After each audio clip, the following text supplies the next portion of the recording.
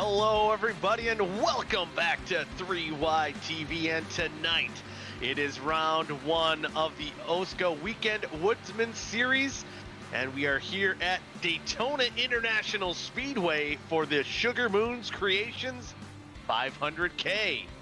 And to join me once again is Matthew Bayuk in the booth. Of course, Carlos behind the scenes here. And man, it's good to be back, Matt. And we're here at Daytona to kick things off. It feels right. We're in February. We're at Daytona. This is what it's all about. Fun track, fun car. Nothing like season openers for league racing at Daytona. We are 2 days shy, actually, to OSCA's 2-year anniversary. The first OSCA broadcast was February 4th in 2021. That race was also at Daytona. So after 6 seasons of racing throughout these past 2 years, lots of things have changed. Lots of changes you'll see on track tonight, but it should be the same good action we always get out of this league. Yeah, new cars out here tonight with the Gen 6 cars. Haven't seen them on track since 2021 in the Cup Series. As you see some of the boys on track getting practice for it, and for a lot of these guys too, it's you know, some of them might have raced these cars in different leagues, you know, a few years ago as well. But for some of these guys, it's kind of relearning the draft package, because it's I think a lot different from what we see in the next gen car. Typical Adam Tepe move. Yeah, absolutely. We started getting responses from drivers again. I had well over half the field respond to me due to some fun things we're doing with it this year. And one of the biggest things people talked about, one of the more commonly, actually the most common thing I saw, was the cars have tons of suck-up. Checkups are extreme because of the suck-up. We're expecting the race to be insane because of the strong draft. There are speeds of 206, 207 miles per hour being reached in practice, significantly faster than anything we get with the next gen. So aside from the big runs, it's just people checking up, people trying to take the runs, know where to go with the runs. It'll lead to some very exciting racing, but even more patience needed, especially with the fact that we have longer races this season. Yeah, it's going to be a little bit longer racing, as tonight we do have, again, as kind of we've grown accustomed here for OSCA, 2 halves, 62 laps apiece. And if I remember correctly, I was trying to find it, but now I can't find it. It's 15 cars invert, correct? Mm-hmm. Yeah, we're correct on that. So we're off to a good start there. As we see some of the guys waiting for a pit party here tonight, and there's David Westergreen in his new car, bite-sized sports car. Then we see a couple more cars on track. Nicholas Monticelli, and I believe is he back full-time, or he's an open car? I'm looking at this sheet. Know he specified to me specifically that he's doing a part-time schedule this year, but he does intend on showing up throughout the season. All right, so we got Monticelli back out on racetrack right now as well. A couple of new cars. I'm trying to see what the car ahead of Monticelli was there. But then we have Cody McLean in the it's the 83, and that is Dylan Drelling. I knew I was going to have to say that name at some point.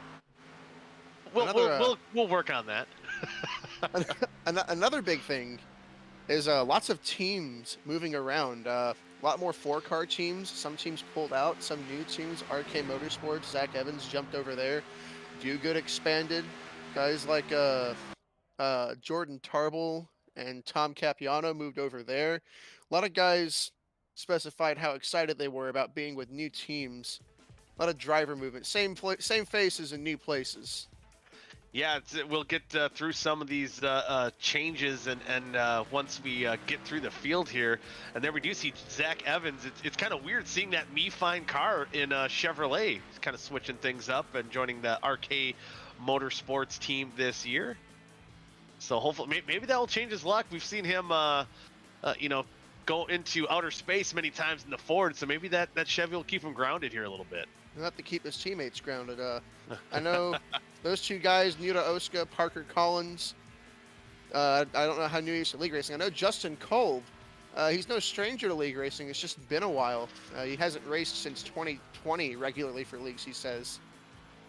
Man, yeah, I say that name sounds familiar. Was he like an old 3-wide guy back in back in the day. Okay, there we go. Oh, yep, I saw Nintendo. That's where it's from. Got it. Yep, I remember the Nintendo cars. So get used to that. Maybe is he gonna have like a Nintendo Switch car? And of course we have one of the it's a DGG racing entry. Jeff Green, 2000 Busch Series champion. He's trying to get back into victory lane here tonight at Daytona. You see him there in the number 2 Chevrolet. So got some star power out there tonight.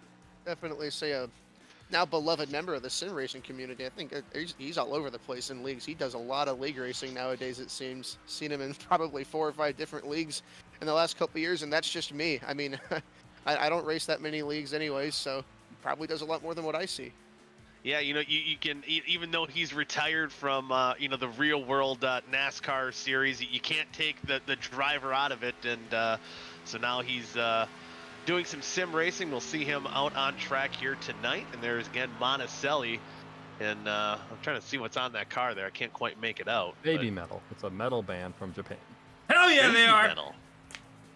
They're amazing. Yeah, it sounds it sounds interesting. I can at least say that. No, Like, they are all incredibly talented. You know what? I might have to check it out. And there is good old Ty McIntosh returning in that number 10 Shift Esports Ford. If we get Ty and Seth's face cams at some point tonight, I believe they've got some kind of whiteboard banter going on between the two of them. Is this like what's that show on ESPN that does that with the sports writers? I don't know. Around the Horn. Boom. There it is. I know. You see it? I don't know how well you can see, but he's got something written back there. Yeah, he does. I see. He's got the new Kyle Busch swag. I love it. It says, man, I can't make that out. I am pretty sure it says more laps led. He's poking fun. I think I see Seth's name on there.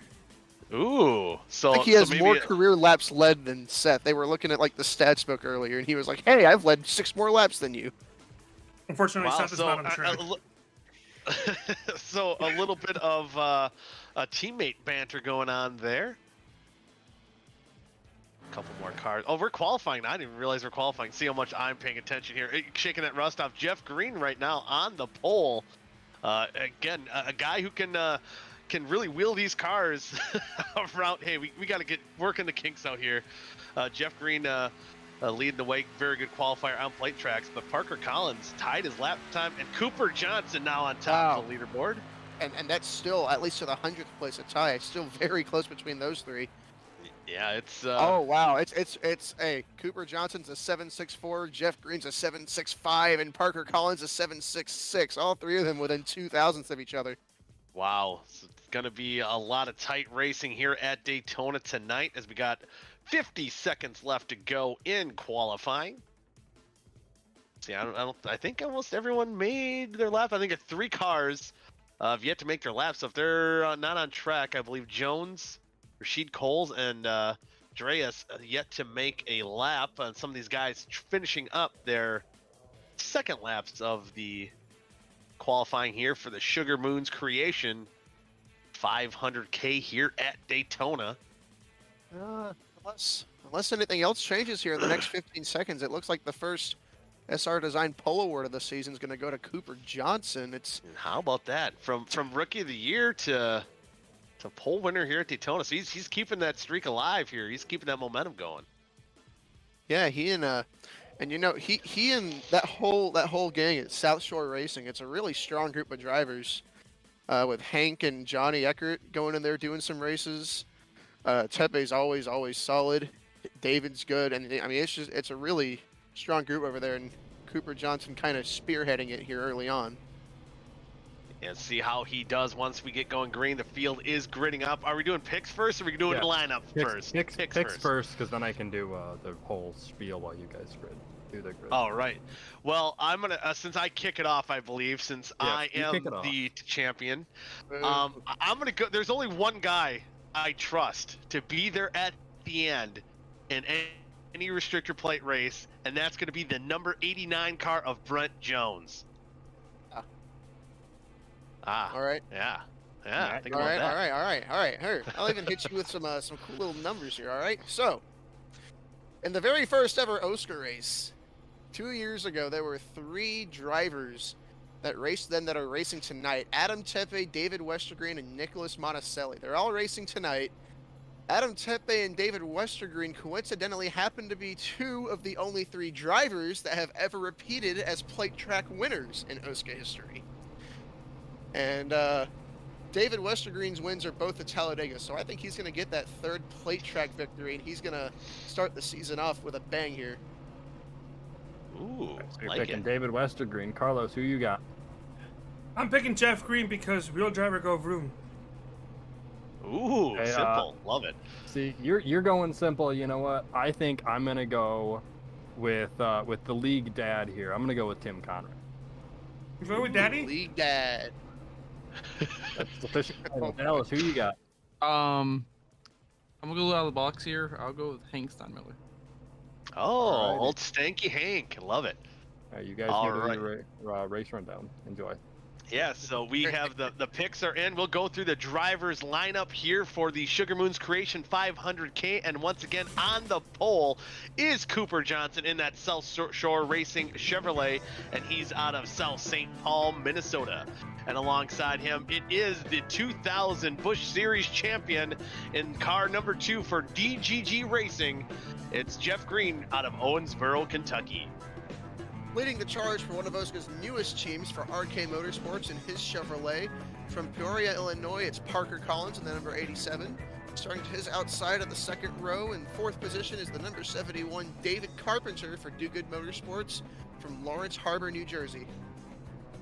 And in row number 3 on the inside, our defending OSCA champion in car number 4 for Shift Esports out of Syracuse, New York, it is Nick Indelicato. And alongside him in the number 32 Do Good Motorsports Chevrolet out of Medford, Wisconsin, it's Dustin the Dragon Doer.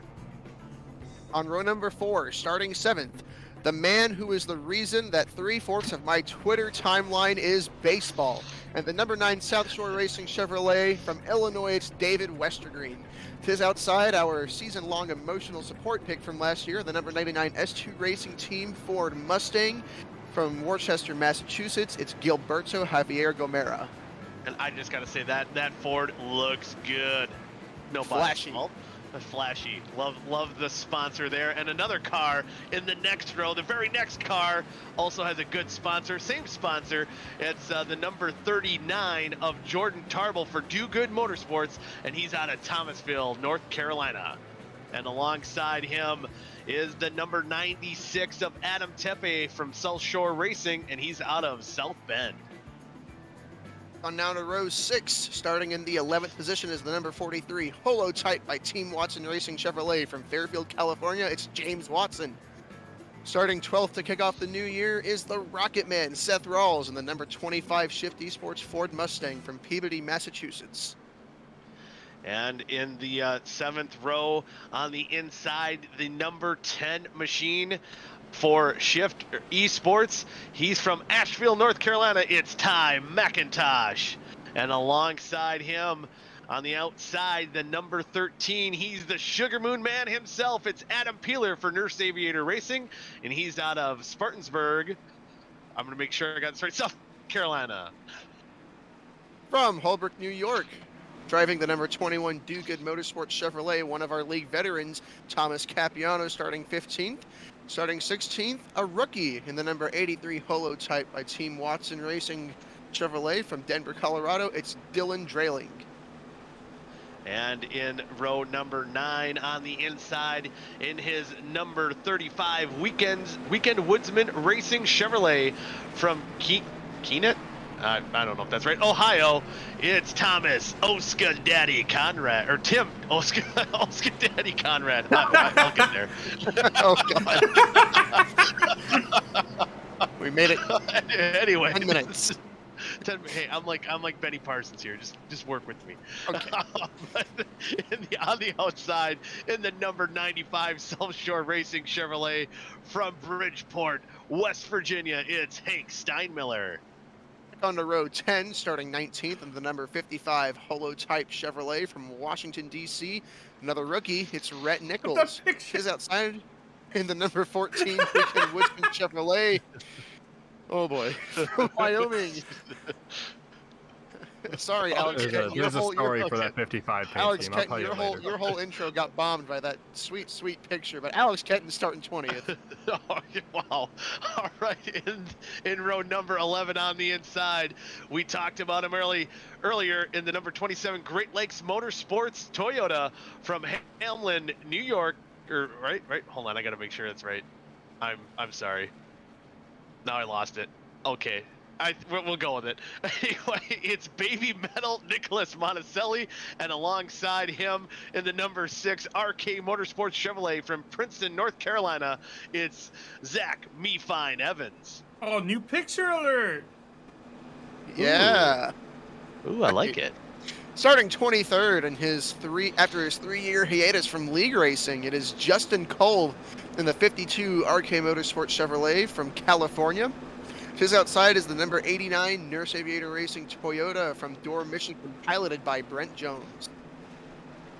All right, in row number 13 on the inside, in the number 5 Weekend Woodsman Racing Chevrolet from Rochester, Pennsylvania, it's Cody, Mr. McLean.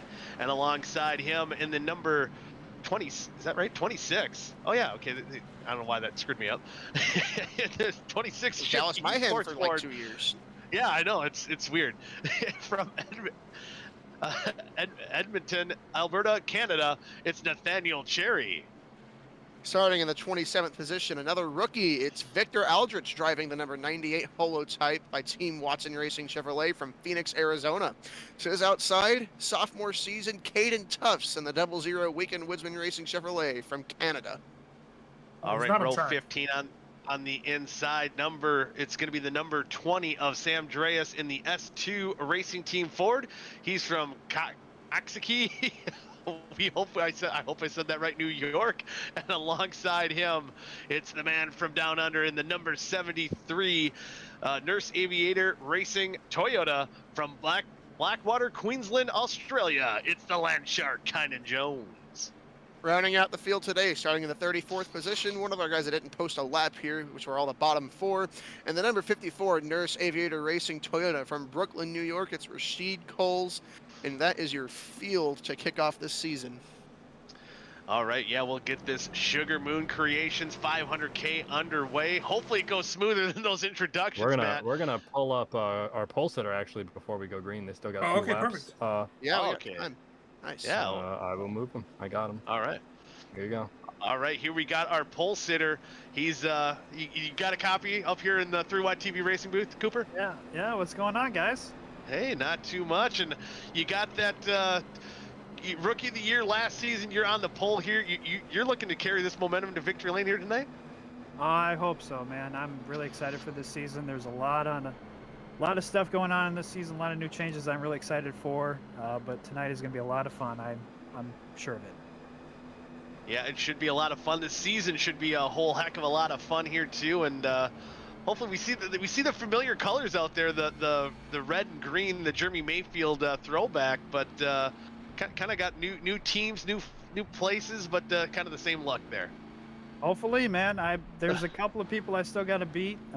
Last season, obviously, Nick kind of ruled last season, unfortunately for me. But new car, new tracks, a lot of new faces, and I'm excited. Yeah, I'm a huge fan of Everham Motorsports, and I always loved this scheme growing up as a kid. This was actually the first little diecast that I ever got, so that's why I'm racing the scheme. But I'm excited. Hopefully we'll get some luck to go my way here tonight here at Daytona. These cars are a handful to kind of race here at super speedways, but we'll see how it goes. Yeah, and you got a lot of hungry guys around you there to start this event off. You have the 2000 Busch Series champion Jeff Green. He might be a good guy to work with there. Yeah, for sure. I'm excited. Yeah, well, best of luck to you, and hopefully we'll talk to you here after half number 1 when you pull into victory lane. Let's see how it goes. All right, Cooper Johnson, our pole sitter here for tonight. Getting ready to go as the pace car's diving onto pit road, pace truck. And the green flag is out. We are racing here at Daytona to kick off the 2023 OSCA Weekend Woodsman Series. Side by side as they get up to speed. And man, Parker Collins giving Cooper Johnson a pretty good push on the inside, but Jeff Green on the outside hanging tough. It looks like the inside's prevailing at the moment as they come out of turn 2. And it is insane how fast these things get up to speed in this draft. We're already up to 190, creeping up on 200 here, just half a lap in. This pack isn't going to go anywhere. This car was notorious for bringing the pack closer together on all other tracks, and especially here with how much suck-up there is. It's a long race tonight, and these guys are going to have to show a lot of discipline to not take every run they get, because they're going to be getting runs all night. Yeah, the big spoiler creates a big hole in the air, and the draft is going to be a pretty prevalent. As now Jeff Green, he's going to lead the first lap as he ducks down on the inside now in front of Cooper Johnson. And now David Carpenter leading that outside train with Dustin Dewar in tow. So, and I think generally what we've seen in the past, especially with these Gen 6 cars, is kind of a shuffle. It seems like, you know, Carpenter might get ahead of Jeff Green here, and he's going to duck on, you know, right in front of Jeff Green on the inside line. And it kind of seems that's generally how these Gen 6 cars, at least the last I remember, kind of shuffled up front. Man, I'll tell you, speaking of shuffling, one guy I'm watching, number 35 of Rhett Nichols, has taken the lane every chance he gets. Every time he gets a run, he is shot at 3 wide. He's currently ripping the top around a couple cars. He's moving. He is taking every run he can get and picking up spots. He has no intention of running in the back. He's coming to the front. Yeah, pretty aggressive, but so far it has been clean here after 3 laps in half number 1.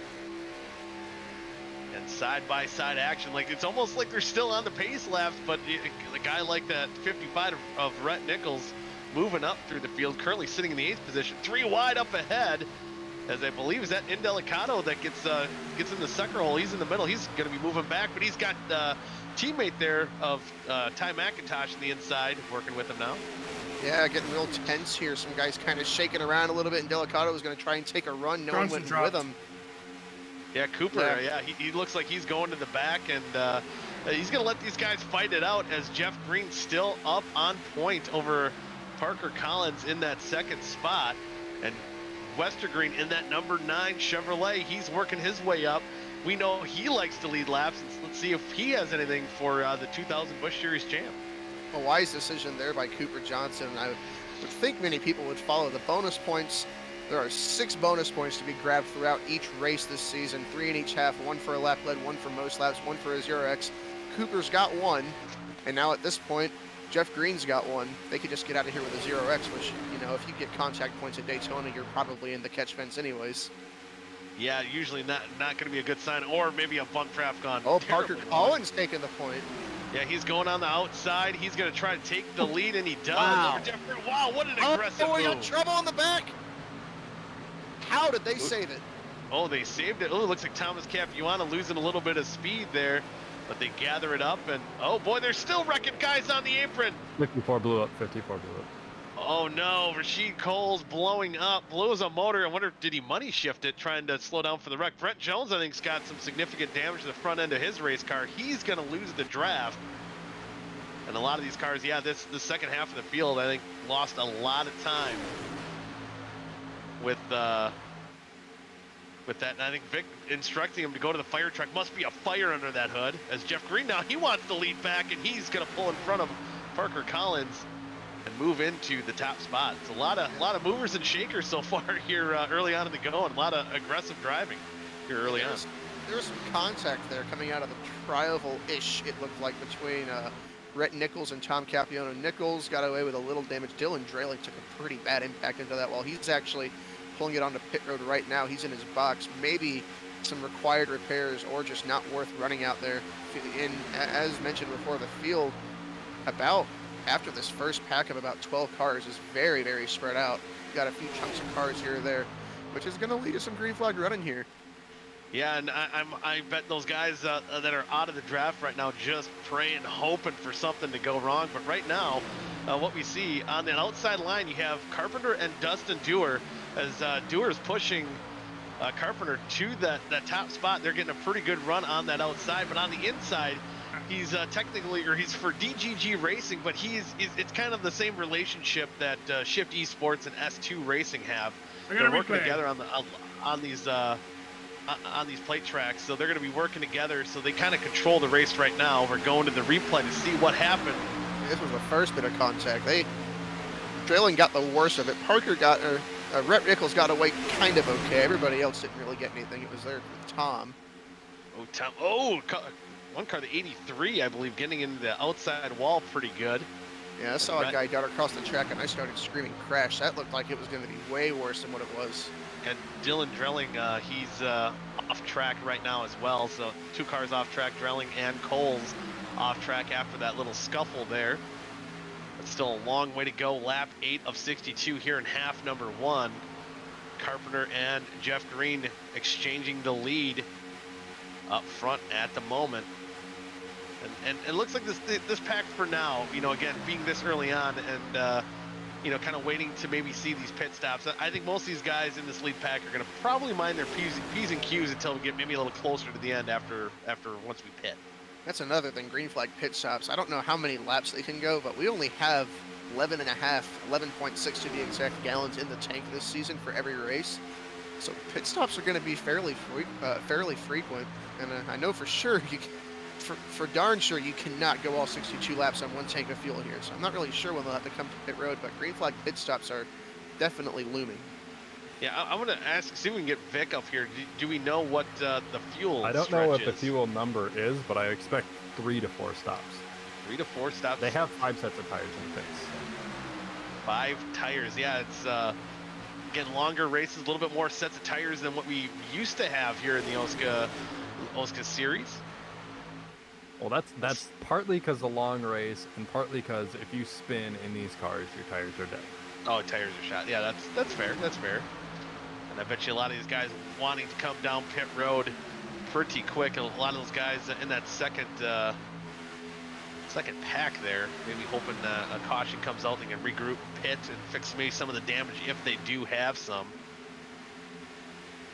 Yeah, that Still, they're kind of hanging around. It's a what is this, like a six car little line behind our main pack, and then a little bit further back you got a little 4-5 car conga line, and they're kind of hanging around, but they definitely could use a caution, or not a caution, yeah, a caution, but they could use some green flag pit stops to maybe shuffle themselves. Speaking of shuffle, here we go again. Parker Collins right around Jeff Green. These guys are swapping it like crazy, like you said.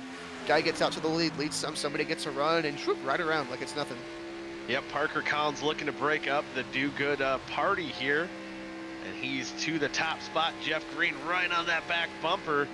And Wester Green right behind him too, trying to make a breakaway over that top line right now. The bottom side has the advantage. Jeff Green taking a peek. Is he going to make another move? Yes, he is. He's going to try to take over that top spot going down the backstretch. Well, we see another aggressive move between the 2 and the 87, making aggressive moves for the lead. But he got a pretty good shot. He was well clear of Parker before he went down low there.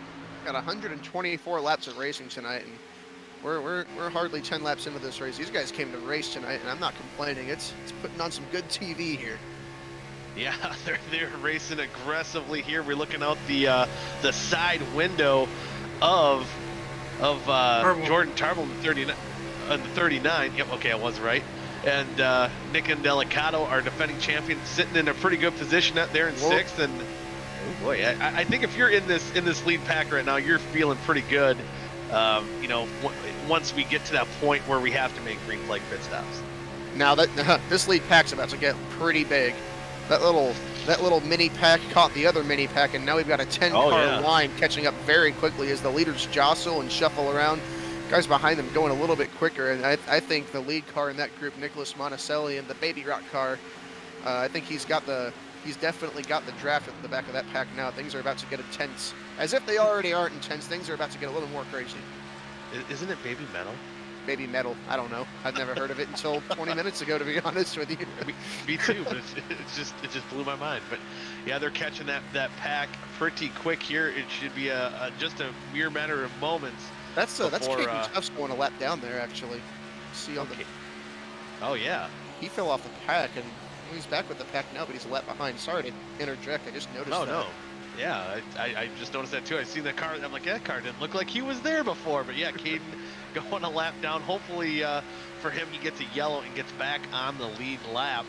must have lost a draft with that scuffle early on in the going, as Jeff Green still leading Carpenter on that top side, trying to keep everyone else at bay in the meantime. But you know, sometimes the strategy too, with the teams kind of working together, top side, bottom side, between Carpenter and Jeff Green, how difficult is it once we get to the point where we have to make green flag pit stops? And I'm sure a lot of these guys, you know, if they're working together, if they're teammates, they want to pit at the same time. But you have Carpenter and Dewar on top, Jeff Green on the bottom.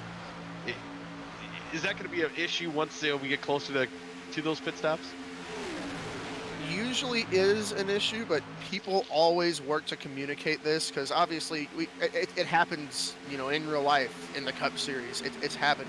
You've seen guys. Oh, we've got some 3 wide here at the front. Jones on pit road. Oh boy. Just to shorten that up, I guess, real quick. Yeah, it's a mad dash to get to the bottom of the track to get into your pit stop. But usually, guys have enough know-how to figure it out before it's the last second. And that's really all it is, just communication with everybody around you. Even though they're not your teammates, everybody's got to communicate to survive if we want to get down to the bottom and get on pit road safely. Yeah, and breaking up, speaking of those team parties, we got a new one in the mix. That's Shift Esports with Ty McIntosh and Indelicado and Gilberto Javier Gomera getting it now, leading that charge on the outside and inside lanes. So the Fords now trying to have the party as Indelicado leads this lap. Very, very crazy to me. I mean, I love watching it. Just all of a sudden, like, you go back 2 laps ago and the Shift guys are like 4th, 8th, 10th or whatever, and now they're leading, and the guys who were leading the race are now like 7th, 8th, and 10th, and in 5 more laps, somebody else could be leading the race. This guy's taking runs, and just as you see right there, Carpenter pulls out with Green, with Parker Collins and Dustin Dewar, and Indelicado goes up to block it. Ooh, aggressive block there by the 4-car. He's going to get a big lead, but now that might hurt him now, as he's going to be a sitting duck waiting for Ty McIntosh on the inside to catch up to him. McIntosh has got to time this right, not hitting the back bumper too hard. He did it perfect. Yeah, he had Western Green and Tarble behind him. They had to be careful too. Everybody did a good job being careful. Has got another lap car here. That is Dylan Drailing going a lap down on the apron. He's got to get that thing woed down. Wow, oh boy. He entered the corner on the apron. He got it all the way down to 135. Good job not sailing it into the corner and taking the field out, but unfortunate for him. Still good awareness on his part. Yeah, I've been in that situation. Not fun, where you're like, uh-oh. That caught me a little quicker than I thought. It's now time. We're still looking on board of Ty McIntosh. We seen him just a second ago, second place, as you said, how it shuffles there. Indelicado and Ty McIntosh back in 6th and 7th at the moment. Especially Dustin Dewar. Oh, sorry, go ahead. Oh, you see, and now Carpenter and Dustin Dewar back out front. Yeah, Dewar got sucked into the middle there when Indelicado and McIntosh took the run up top. He fell back to like 10th, and Dustin Dewar is actually taking the lead right now, of course, still battling for it. Just to go a little off topic here, Dustin always has something interesting to say, I think, in his little pre-race response thing. Just a little advice from him. He was talking about, you know, the things everybody was talking about, how, you know, new car, start of the season, got to survive. And then I'm going to quote him here. He said, "Y'all sit back and take notes. I was driving through an Amish village last week and was reminded about the simpler things in life, but remember how much I love what I have, and I love this team. We're a big family." And that was the end of it. Aw, that's very sweet. Amish village, and all right then. Hey, yeah. If anything, a very happy response. Yeah, that's gonna win over a lot of hearts out there in YouTube land. If you're watching at home, it's something that tugs on the heartstrings there for out of Dustin Dewar and the Do Good Racing stable. I can talk a little bit about that too. Yeah, we like to have fun. You maybe not always have the best of luck or best of runs or maybe the best of skill, but yeah, we always try to keep it simple, keep it a family up there, and kind of cool seeing those cars up front. And right now, it's almost like a little bit of a commentary battle as we see outside lane, inside lane right now. Hate to interject, but Sam Dre has just had a big moment. Yeah, I was just looking at it. It was. I think it's already save of the year candidate. That is the most wild save I have ever seen at Daytona. Oh my God, Carlos, it's lap 19 on the backstretch. When you get a second, please show us. That was insane. The 18? 20, Dreas, the 20. 20, yep. 20, lap 19. I'll see what I can Now with Steinmiller went a lap down, kind of shuffled the pack a little bit. So Gilberto taking the lead here in that Miss Goodies Ford, leading the point. How Uy, about that? caramba! All right, I got the replay. Oh boy, we got the replay, and it must be as good as it sounds. As we'll go to the 3Y TV multicam. Yeah, watch this, getting the shove from his teammate. And He's sideways. Oh my goodness, it doesn't end. It's not. Oh. Oh my goodness, no one hit him. that is so insane. Oh my god. Wow, what a save by Dreas in that number 20 S2 Racing Ford. And I think pit stop's going to be coming up here in just a moment as well. Another look at that save. Wow. They got Cooper Johnson, who was lagging back there to try to stay out of the trouble, and it almost happened right in front of him. Now, of course, with that save, he is way off the pack now, and that was actually a little line of 10 cars actually accidentally falling off the back end of the pack, and yeah, we got cars on the pit road. Yep. Ooh. Oh, we got trouble coming on the pit road. Oh, Carpenter, no! Dustin Dewar right in front of Jeff Green. Oh, we got cars making contact. Marble ran into him. Cars in the grass. Dewar trying to get it going again. That was try to get in as fast as you can. Oh man! After all that trouble he had, he gets contact on pit road for the 20 of Dreas. Man, So Jeff Green was. Sorry, go ahead. Oh, I don't know. You go ahead. There's lots to unpack here. I was gonna say Jeff Green had a fun. I mean, Jeff, man, that was some. He's still got those reaction speeds. He had to miss a guy coming on the pit road, and then he was joining on the track. Somebody else came swooping across. I mean, where does this even? It's the top 2 guys coming on the pit road. As you see the rest of the field, oh God, hopefully they get on okay. No. Oh, my ooh, goodness. Parker gets in a little hot, and that's the thing. You know, again, new car. New entry to pit road. Oh, did Parker hit the inside wall there? No, Justin. He overshot his. Oh, it's Justin Kolb. Oh man, he overshot his pit box there. He killed the wall. Inside wall. Yeah, he killed the wall. So man, just a lot of issues here on pit road. I think Carpenter must be having a penalty after getting shuffled outside of in the grass. Parker, so man, it's Parker Collins. His penalty is. I'm not sure what his penalty is. He didn't get a penalty. He must have woke up in time. I seen the 71 of Carpenter still on pit road, so there either some damage or maybe a penalty getting on pit road after Dustin Dewar spun. But again, just trying to gain every little advantage you can, trying to be as aggressive as you can on pit road, get on pit road, and it's a fine razor from getting in just perfect to chaos like we just seen just a few moments ago. That was probably one of the more wild pit road sequences I've ever seen. Oh, no doubt. That is just constant stuff. I think Carpenter had nowhere to go. I think wow. And Carpenter missed the commitment cone. I think that's where his penalty came in. And wow, a good job for a lot of those cars to get through. Oh boy. Oh, and way over traffic jam in that. Wow. Yeah. Was that Cherry that almost got sideswiped as well? Oh, dude, I didn't notice that earlier. A lot of contact in pit road. Yeah, pit road was like Martinsville there on the racetrack, but that has led to a very interesting running order. The top, it's Collins, McIntosh, and then that's it for a little bit. And then it's Westergreen. Oh, but they're catching up. Steinmiller's a lap car. What happened?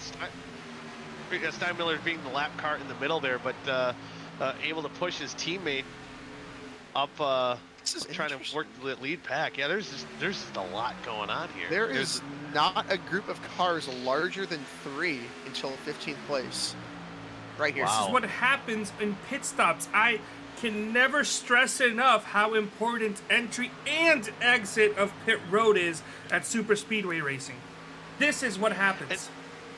And it's so hard because you have to be so perfect, because even if you're on the conservative side trying to get onto pit road, you can lose potentially a pack that you're running with. So there's that fine line, and as Dustin Dewar there, because he's going to get past. He was leading that. He's in that lead pack. He was battling for the lead. Now back in 16th, And if he would have came in conservatively, he could have very well been in the same position as well. So as Carlos said, how important it is at super speedway racing to get on and off pit road clean. It just goes without saying how important it is.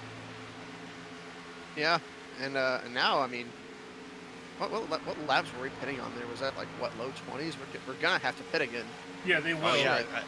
Like Yep, 21, at least 22.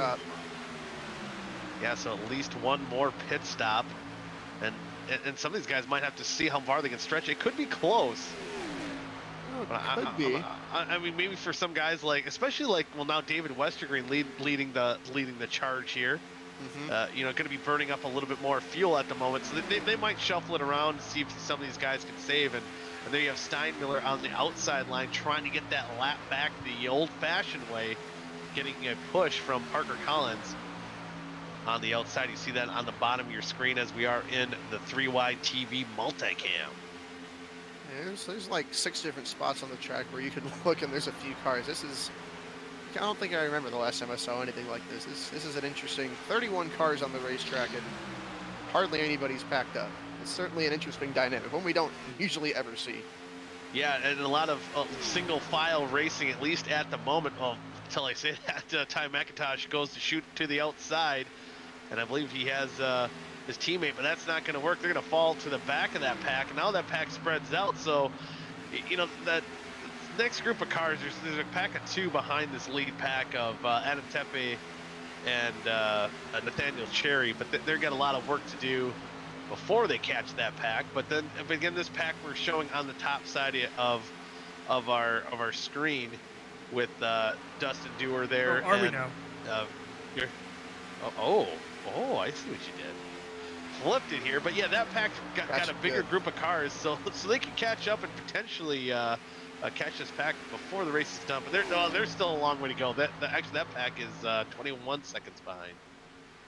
Yeah, it could very well take a caution to get guys caught back up. I'm watching this Jeff Green, Seth Rawls, Cooper Johnson trio. They're actually doing a really nice job keeping their speed steady. It stays between 192 and 196 pretty much all the way around. That's the big thing. Everybody's got to keep their speed up. Everybody can't be racing too much. And those guys at the front, they want to lead laps, be out front. But the more they race each other, what happened to? You know what? McIntosh and Delicado. You know what's happening? Do you love love? I love love. Yeah, and I think they're dropping back to pick up Nathaniel Cherry. Yeah, I think you're right. They were up there firmly, and now they have dropped off completely. They are going back to get a teammate. Yeah, how about that? That's either love or helping out a fellow comrade and trying to work this pack up. Yeah, see, everyone loves love. Not just a teammate too. They get Caden Tufts. They get Adam Tepe. Adam Tepe, no stranger to this stuff. They got a nice little group there now, and they are probably the fastest 5 on track right now at this point. Yeah, so at the moment they are sitting back there about 6.5 seconds back. We'll see if they can close that gap, especially if they can close that gap before we have to make another round of green flag pit stops. But this pack here too, we're watching on top of the screen, led by Zach Evans. That pack has probably lost roughly about a second, even over those top 2 cars of Westergreen and Collins. Yeah, and even if it's more cars just not doing a good job keeping their speed up. I'm looking right now, Green, Rawls, and Johnson caught the back of another pack. They got up to over 200 miles an hour, and that pack's going to grow from 3 to 5 cars. That's the next group of cars behind our, now what is the lead pack-ish. I don't know if that's correct terminology, but... And Green's leading that pack, currently sitting at about 13 seconds back. They're closing in a little bit. Yeah. Adam Tepe and Nathaniel Cherry leading that second pack. They are now under 6 seconds back, so they're definitely making some headway towards those top 2 Chevrolets out there leading this pack. So again, talking about these cars and how they can draft, when all looks all but done, we could it could be like a rubber band effect. It could stretch out, but we could snap right back to a big pack before the end of it. Man, and even if you're on your own, I mean, I see guys like at that front pack. I see it in Delicado and Capiano. I've seen them do it. They drop back just to like get some space, and they'll get back like 5 or 6 car lengths. And you know, nowadays with the next gen, you're like, I don't want to get that far back. I might lose a draft. But here you can get really far back, and like, okay, I'm gonna hit the gas and go 200 mile an hour and catch right back up. Yeah, like you said, it's scary because what we're conditioned for now is, hey, stay with the pack, stay with the pack. But these cars, if you're a second behind, you're pretty good. Yeah, and I think one of maybe the developing things here with that lead pack, I believe they picked up the lap car of David Carpenter, so they're actually kind of plateaued that all that time that that second pack at least made up, and now it's going to be maybe a little bit taller order for guys like Tepe, McIntosh, Cherry, and Delgado to catch that pack. But with that being said, I believe that pack that's led by Jeff Green still making a little bit of time, or at least maintaining it, so they could potentially catch that that next group ahead of them, and then they could team up and try to catch those front four. I mean, they're putting on a bit of a bump drafting masterclass right now. The pushes are all real nice and tidy and neat and timed. They're consistently hitting the highest speeds on the racetrack every lap. It's a lot of ground to cover, and you know, there's no telling what happens to them on pit road whenever they got to come back down pit road here in about 15 to 20 laps. Yeah, the pit stops should be coming up here pretty quick. I'd assume, yeah, maybe even a little under 10 laps now, if math is correct. About 42, maybe we should see Something some like of these guys that, come yeah. down pit road. And you know, as of right now, I might be announcer jinxing him already, you know, or announcer cursed him. But Yeah, David probably. Westergreen, when we made our picks, I just noticed in the drivers chat before that he cursed our names. Me and you, What? Matthew, because we didn't pick him. Well, not you, Carlos. For I some picked reason, him. you got off the hook. Oh, I picked them. Wait, you did pick? You picked Westergreen? Yeah, Westergreen's my pick. Maybe he screwed us for jinxing him. Oh, Maybe that's why you what it cursed your is. name. Yeah, Probably why, because we I jinxed forgot. him. I think forgot who you picked. Yeah, at this point, it's more of a comfort to not be picked. yeah, maybe. But well, If right Damian now, Leininger for thought of Westergreen, anything. right, right. That's I'd like probably to what it is. point I out- already jinxed Brett Jones though. I like to Oh, point go out ahead. Westergreen and Collins are 1 and 2, and then 7 seconds behind is McIntosh Sherry. While you guys were talking, I had the gap because I was expecting the gap with McIntosh, Cherry, and all those other folks to heavily shrink. As a matter of fact, they're actually slower than these two drivers who do have a lap down vehicle with them. Yeah, I think getting those lap cars are definitely helping. It's now just a 3-car pack, but I think what I'm also looking at again that it's not as good of a clip as it was earlier. But Jeff Green, they were about 13 seconds back a handful of laps ago. They're They're losing 4/10. they're about no wow. the Jeff Green pack. Oh wow, 4/10 is bad. I just saw them gain. Are 4/10. they pulling this trick again, trying to fall back to that next pack with Jeff Green, Rawls, Cooper Johnson, Thomas Capuano, and I believe kind of Jones Yeah, but That was why? in that next pack? I don't know. I don't know. Ty McIntosh just hit It's- 200 on the backstretch. I'm not sure. It's a bold move, Carlos. Let's see if it pays off for him. Oh, maybe their last lap was like a whole second quicker than the guys behind him. They very well could be laying back just a little. I mean, hey, if they get a pretty big pack going, and if everybody, you know, just chills out and doesn't try to race each other, it could work for them. Yeah, it could be that they saw the time that they were losing or at least not gaining on them, that they could have just aborted it and said their best strategy right now is to fall back to that next pack. And well, yeah, it's still a bold strategy, I think, either way, to see if it works, because that's a pretty big gap in time to close in. But especially with pit stops, you never know. You know, Westergreen, Parker could have issues getting on pit road, and you close that gap anyway. But as we see, Cody McLean making his second pit stop of the afternoon, back in the 25th position. He's I believe, a lap down. Got a question for you. Yeah. Adam Tepe said something in his pre-race, and I've been waiting for a good time to ask you. We've been green for half of it. Oh, Pit boy. stops are a little bit. What you're gonna have to explain what Goody Hearts Muskie means. Maybe when Or you're not. old enough. It's. Hold on.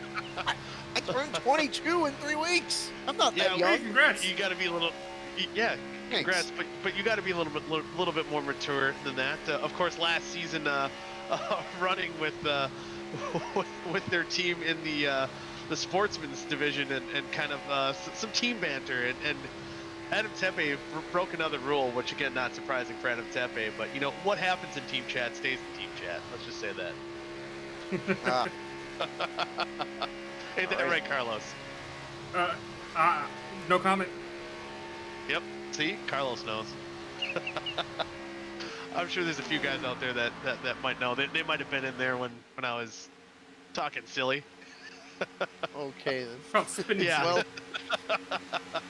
Yeah, it was not appropriate. Trust me, you don't want to know, Matt. Yeah, you don't want to know. Oh boy. let's talk But about still- something else then. That wasn't the Yeah. talking piece I was hoping it would be. Yeah, yeah. That fell straight through. All right. Then. Woo! Anyway, Westergreen still up front here. 23 laps to go, and I think we're getting to that point pretty quick that we'll be seeing, you know, these leaders taking the next round of green flag pit stops, and again, how the struggle for McIntosh, Cherry, and Indelicato might get even a little bit more real as Westergreen, he's catching another pack of lap traffic. Gomera, I believe, at the tail end of this pack. I think he's maybe running with a lap car. I can't quite make out who that inside those car are- is. They are two more shift cars, but they are lap cars. They're not wounded though. Not wounded. Oh, Dreas and Gilberto gonna try to You know- tag on to the back end of this pack, or maybe who knows? Maybe they're a lap down. No, they'll go join Cherry, Indelicato, and McIntosh. I mean, it seems like there's a lot of stress chess going on here with these strategies, especially with how these Yeah. current packs are laid out. I'm looking at it. Dreas and Gilberto are dragging. They're going about 180 miles an hour. They're definitely backing up to their pack of teammates, and you know they could bridge the gap between their teammates and the pack of cars and pack of lappers in front of them. Could work out for them. Yeah, and you know, we're looking on the top side of our screen, and once again, you know, with Zach Evans, they're down to 30 seconds back, so they're almost 3/4 of a lap down right now to our leaders, as they're still making ground. Even that pack right ahead of them, or the next pack up, would be that one led by Jeff Green. It was almost down to 12 seconds. Now it's over 13 seconds. So whatever Westergreen and Collins are doing, they haven't figured out right now with that 3-car pack. Doing a great job for sure. And here we go. That pack spearheaded by McIntosh that he and Indelicato went back to go pick up. They've caught the lap cars. They're now catching Dreas and Gilberto. So here we go. We're going to see if this works out. It's going to be a pack of about 11 cars, I think. Yeah, we're looking at 11 cars here. A big conglomeration of lap cars and lead lap cars. It's 11 on 3 here to catch the leaders. And again, you know, kind of to note, the damage on a lot of these lap cars are not going to be significant. I think a lot of these guys lost that draft early on, in that little mishap in the trial will very early on in the going in half number 1 here, and now that they're with this pack, still have a lot to offer here in this draft. We'll see, as you said, if they can close in on those top 3 cars. But now 20 to go. We're getting real close. I believe Zach Evans said next time by he's going to be coming. Yeah, it should be about time. Which, I mean, that honestly, it serves. It's weird. It's a blessing and a curse for Steinmiller, Collins, and Westergreen. Coming onto pit road shouldn't be too hard with them, with only 3 of them. But there's only 3 of them. You know, if somebody doesn't get going good enough, they don't have any backup. All 3 of them have to be money getting on and off pit road. That pack of 11 cars now that's behind them, it's going to be more danger getting onto pit road. But they can afford to get strung out. They can afford some mistakes and stay a big pack. It's a very interesting dynamic, and it's one that I can't really predict an outcome for because of how many different ways it can go. Yeah, we're about to find out. I believe that the 2 guys that were leading packs, Jeff Green, Zach Evans, coming down pit road this time by, as they led that pack, burning more fuel, have more drag on the front end of those packs. The leaders. We'll see how they go. Yep, leaders down pit road as well. Westergreen and Collins. Oh, how Steinmiller spun! Steinmiller spun. That's gonna, and just as you said, that's gonna Westergreen- break that pack. Westergreen might have sped into pit road. He came in awful hot. At the commitment line, he was going 72. Oh boy, that's gonna be real close if he's gonna get nicked with a penalty here.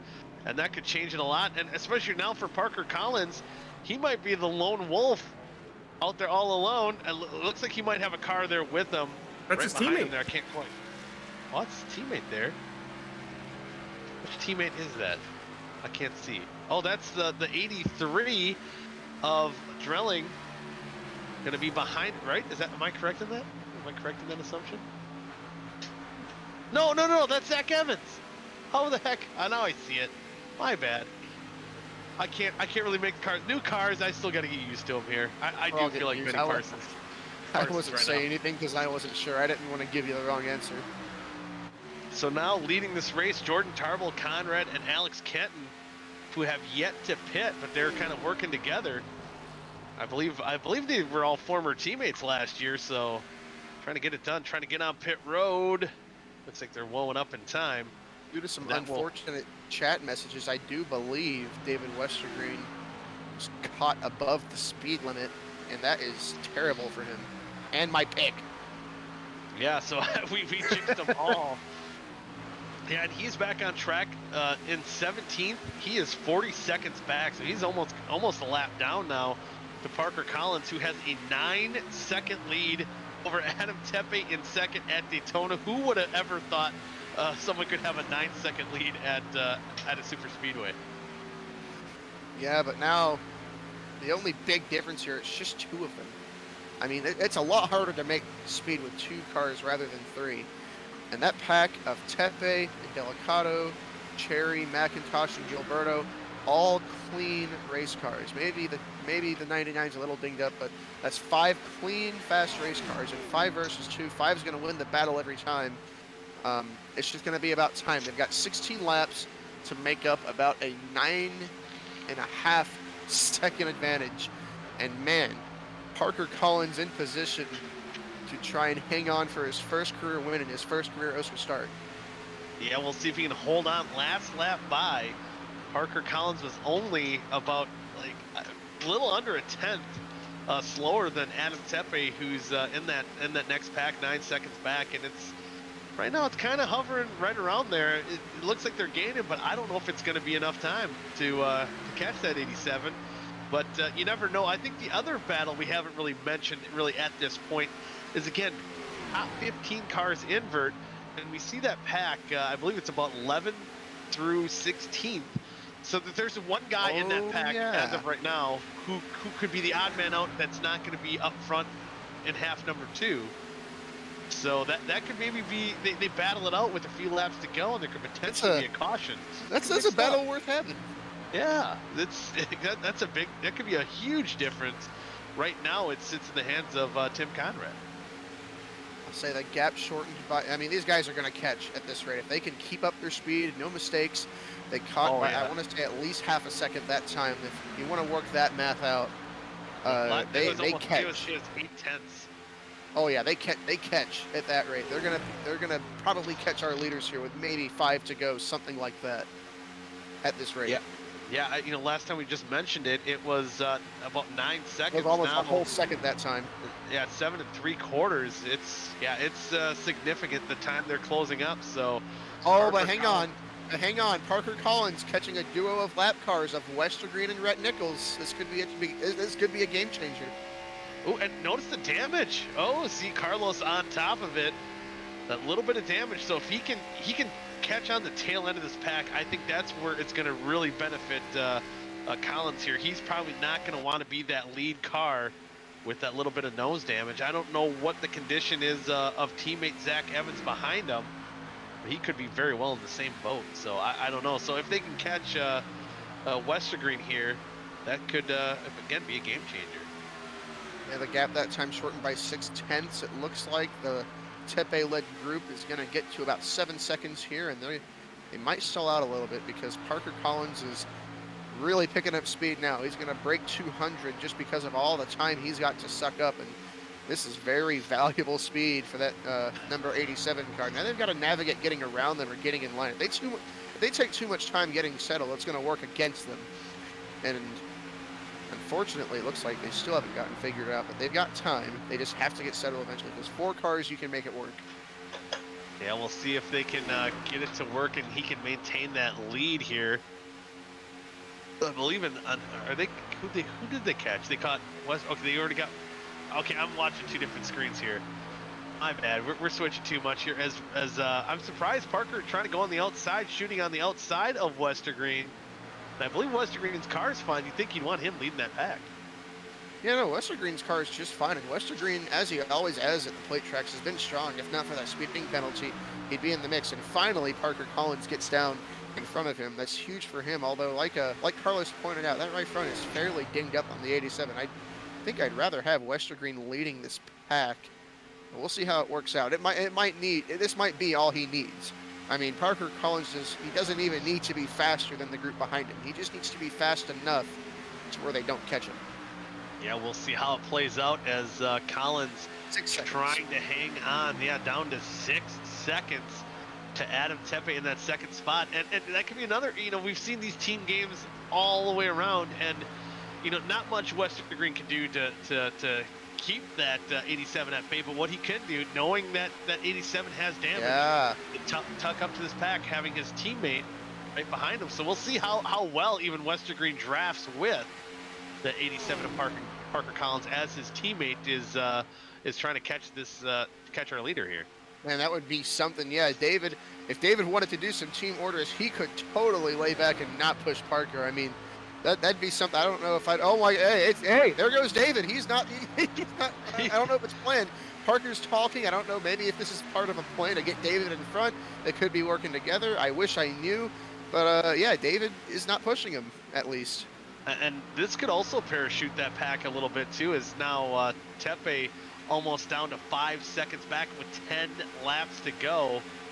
Kind of parachute the pack here a little bit, as now Westergreen has fallen off off this pack, and so Rhett Collins now and Zach Evans trying to help push Parker Collins to potentially a victory here.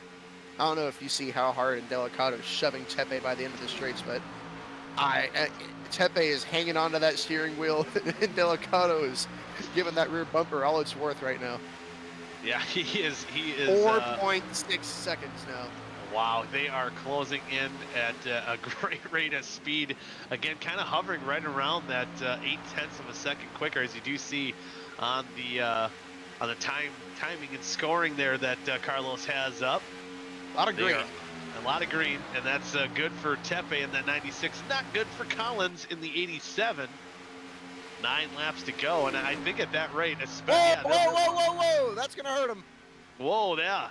Because Delicato has to shuffle to the back of the pack, and hopefully for that second pack, Nathaniel Cherry pick up where they left off. But now they're battling side by side for position. And I honestly think that could have been intentional by Cherry, because the thing is, Tepe lost that momentum. If they tuck in behind Tepe, they lose more time. Cherry moving around actually is going to help them. It keeps up the momentum, but I have to imagine Delicato got hot. I don't know what would have caused him to get so unsettled on the corner entry there, but with how tucked up he was pushing, he had to have gotten hot. That's certainly going to be a setback for a little bit. It's now up to McIntosh to push Cherry. Man, I don't know if I've seen a lead car in a pack go that fast as far before the lead cars in this pack. They're really playing it risky with how hard they're shoving, but that's their only chance if they want to catch our leaders. We'll see what they run this time by. The leader runs Parker Collins runs a 46.12. A little faster. A little faster, so it's that time it was only about a 10th that they gained, and that was of course with that shuffling around of this pack this last lap. So we'll see if they get everything in order and still try to make that charge. It's a little under 4.5 seconds with only 7 laps to go. It's getting to be a taller order every lap that we click down, and Parker Collins has got to feel a little bit safer right now. I mean, you remember what happened to Sam Drace. He was just getting a regular push, not even racing for the lead, and you saw how out of shape he got. These things have to be lined up so meticulously, and even with Tyler doing his best to shove Cherry clean, you got to be fighting that wheel, because the guy shoving you, if he doesn't hit you perfectly square, you're out of shape. Every time a 26 car gets hit, he's having to fight it. And Ty is hanging a little bit too far to the right of Cherry's bumper than I'd be comfortable with. I'm really really worried here with how aggressive they're being. They're not gaining as much time either. And now they're losing time that last lap. It was about a 500th of a second they lost. So kind of overall maintaining now a little over 4.5 seconds back with 6 laps to go. They're really going to have to kind of get things in order. But as you see, maybe not lining up the best as we've seen when Tepe and Indelicado were leading this pack just a few laps ago. So now we're coming to the line, 5 laps to go. Parker Collins trying to bring it home in his first race here in the OSCA Weekend Woodsman Series. He can kick off that season, kick off his OSCA career in the right fashion if he can hold on for 5 more laps. Looks like they're starting to get a little bit settled down. McIntosh's pushes have been cleaner, but now, I mean, they've got to be insanely fast at this point. Now here's the thing. If they can get within 2 seconds, they will catch the wake of this pack. But the problem is that they're going fast up there now. They've really picked up the pace, too. It's not just they shuffled back here in the second pack. They have picked up the pace on their own in that front 4. Yeah, and we'll see if they can hang on for 4 more laps as they're starting to dart around a little bit. 4 laps to go here in the Sugar Moon Creations 500K. Half number 1, again, top 15 invert for half number 2. But right now, the only thing that 87's worried about is bringing it back home. As you said, that next pack, the second spot of Nathaniel Cherry closing in, but does he have enough time? It looks like McIntosh, this is big, McIntosh can't push anymore. He and Cherry have pulled high, and I don't know what's happening at this point. Yeah, everybody's jumbled up. And that lead now back again to over 4.5 seconds, almost 4 3/4 of a second now, dropping back fast. That could be about what all Collins needed to see, because I think even if they form up and get their ducks in a row in a hurry here, I don't know if they're going to have enough time. Again, as you said, these cars lay a lot bigger wake with those big spoilers, so you don't have to be as close as you have to be with, say, the next gen. You know, I think I wonder if they're just racing at this point, because the 96 and 95 are teammates. Yeah, I think they're just racing at this point. And if you don't look much further back, Cooper Johnson, Jeff Green, Kynan Jones, all 3 of those guys for position, they're going to catch this pack. It's going to be a pretty wild battle for second place here. I don't think they're catching the leader at this point. You never want to call it over unless we get a caution. Parker Collins just has to cruise home. It is about to be a brawl here for the second spot. Lots of shifty sports and lots of South Shore cars here in this group. Yeah, so 2 laps to go. There still could be a caution out of the speedway. This battle going on for second spot right now between Adam Tepe and Nathaniel Cherry. 2 teammates pushing in that second row. Ty McIntosh pushing Cherry, and Steinmiller lap car pushing Adam Tepe, trying to get these guys into that second spot, trying to get whatever they can, as they kind of, as you said, kind of gave up on the race win. But boy, oh boy, this could get wild here, as I believe we're going to get pretty close to Parker Collins taking the white flag here in half number 1. He's going to do so going through the trial. Well, 1 more lap to go. Westergreen trying to do what he can to maybe break up this party and get his teammate back up there, but it might be too little too late. Oh, that second place car is kind of fighting back, but here comes Zach Evans to the outside. So a lot of chess games, as that second pack now is under 4 seconds back. So this could have been this still could maybe be a race. Never know. The 3 cars pushing Parker Collins are all left down, but they are all racing each other for position. That's one of the funny parts of this whole thing. And here we go down the backstretch. Oh my goodness, Jeff Green and Delicado almost having disaster. And Jeff Green trying to work his way up into a potential podium finish. Wow, not Parker having a lot of help right now. But Parker Collins is going to take the checkered flag. He's going to win half number 1 of the Sugar Moon Creations 500K. And Unreal. Adam Tepe comes home in second, Nick Indelicado third, Nathaniel Cherry fourth, and Ty McIntosh will round out your top 5. That is go ahead, yeah. I was gonna say that was you know, it wasn't the wildest, it wasn't the craziest race at Daytona we've ever seen, but that was a draft battle at the end. Yeah, it was interesting. It was something you don't really see. It almost had vibes of maybe like a late 70s, early 80s race here at Daytona. little congratulatory from the 4 car, Parker Collins. See Cherry will pull up and give the attaboy. really good stuff. And that is now the 15th consecutive different half winner we've had at a plate track in OSCA. And back-to-back seasons, we've had a first-time winner to kick our season off. We had Adam Tepe last year. Or, I'm sorry, Adam Peeler. Adam Peeler. Stat of the day, stat of the day. I'm full of them. So my mic is now unmuted. Hello, Carlos. Oh, hello, Carlos. Hi. I didn't see you there. I had to have my mic muted for specific reasons. Oh. All right, then. Okay. Whatever that means.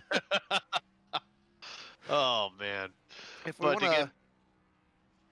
Yes? What's that? Oh, I say, as we get ready for half number 2, again, the top 15 will invert. So just a note, Victor Aldrich finishing in that 15th spot. He will be starting on the pole here for half number 2 alongside Jordan Tarble. So we'll see some new faces up front. We'll get to bunch them back up. Oh, and yeah, so we get to do this again. Ah! Ooh, are we still alive? Yeah, we're alive. Is this what? Is this what heaven's like? It's a Guys, lot Daytona? like where I just was. Guys, yeah. you are being produced as I'm smoking a fictional cigar. You are being produced by a race-winning driver and a race-owning. Oh, what? Yes. What? Oh, that is that. Oh, wow. It's starting. Oh, this is coming together now. That is RK Motorsports' first win in OSCA. And Carlos, I don't really know anything about RK Motorsports history. Is that that team's raced around before, hasn't it? Yeah, it's raced around before, mostly by me, but this is my first time I'm ever doing I'm just the owner. But enough about me. Let's get to the final results and then talk to our winner. Yeah. Yeah, we'll see if we can get our winner here in the waiting area here. I'm trying to. Oh, I can. Should I snipe him up here from his team chat? Yeah, go for it. Yeah.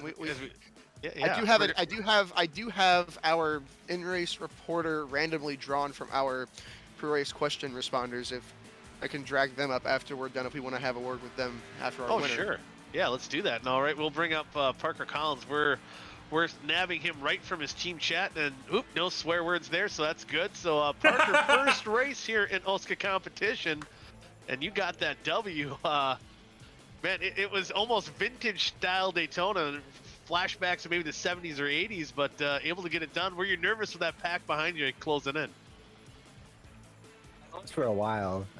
The guys behind me did a good job kind of getting together and working together there at the end. We started we're at a stalemate, so coming like 3 to go, I was like, all right, we got this. I got this.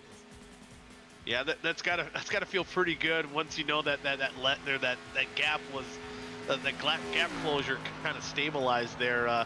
Again, around 3 laps to go, they started duking it out for second place. But anyway, hey, this is your first OSCA race, first attempt. You got to win. That's got to feel pretty good. Yeah, it's really cool. It was a really fun race. I enjoy those green flag stops and just making sure you got to execute each and every stop. Those are always fun. So thankfully we were able to do that on every stop and have a clean car at the end and be in a position to get the win there. Yeah, getting the win indeed. And speaking of position, when we were still kind of running in a big pack, we saw you, Jeff Green, kind of duking it out for the battle for the lead. So even getting in that position, in half number 2 here, when that pack's going to be, bunched up once again, it seems like you have that confidence swagger here on in those packs too, to potentially maybe pull off a sweep here, huh?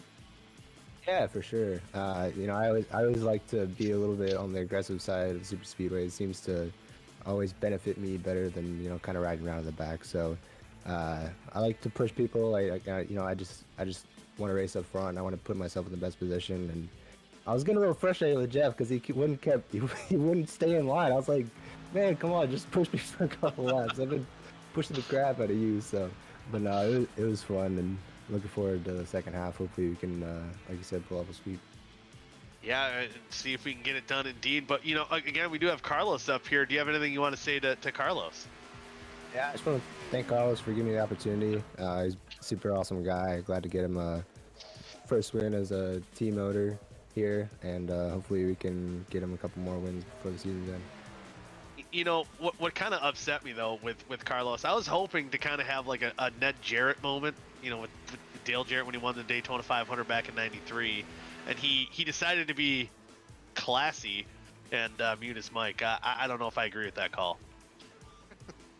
You gotta respect it. You gotta respect it. See, he's quiet. This is not like Carlos being quiet right now. I think he's crying, and he's still smoking I his definitely virtual got cigar. some sorts of emotions going on. Is there champagne all over your room? Were you spraying champagne, No, Carlos? not champagne. It's mostly a special type of herbal tea. So Oh, there you Parker, question from the chat for the race winner is orange juice or apple juice? Oh, orange juice all day. Mango juice. There you go, Cam Rich asking the questions. Why? What was that for? Is he? Can I add to this question? Yeah. Go for it. Pulp or no pulp? Ooh. Your status as the go with driver pulp. depends on your answer. I'm gonna go with pulp. Oh yeah, you get to say. You get to say. Oh, So- okay. So now I gotta ask here too. So we're asking apple juice or orange juice. Are you under the age of 21? No. Oh, okay. Because I was gonna say you have a very deep voice. I was like, this is weird. So okay, No. Whew. Over. That's good. You don't have to reveal your age, so that's cool. But anyway, again, congratulations, and hopefully we'll see you back up here after half number 2. Yeah, man, that's the plan. Hell yeah, we'll get you back down in your team chat here momentarily, and again, best of luck to you. Oh wait, Yeah. hold on. It's been a while since I forgot how to do this. Team's gonna be way. Where is this team? Oh, there we go. There we Yeah, go. we got it. We Well, got it. We can get our picks in real quick, by the way, and then we can do our kind of in-race guide during the pace laps if you guys are fine with that. Yeah, I'm fine with that. Yeah, so I believe I can't remember who Dallas and Vic. I've got picked. all of them right here. Okay. Dallas picked Hank Steinmiller. Vic picked Tim. What did you say? Tim League Daddy Conrad. Yeah, yep, it's a league right. dad. Yeah. Oh, it's League Daddy. Dad. Whoops. Well, okay. Wow. Oh boy.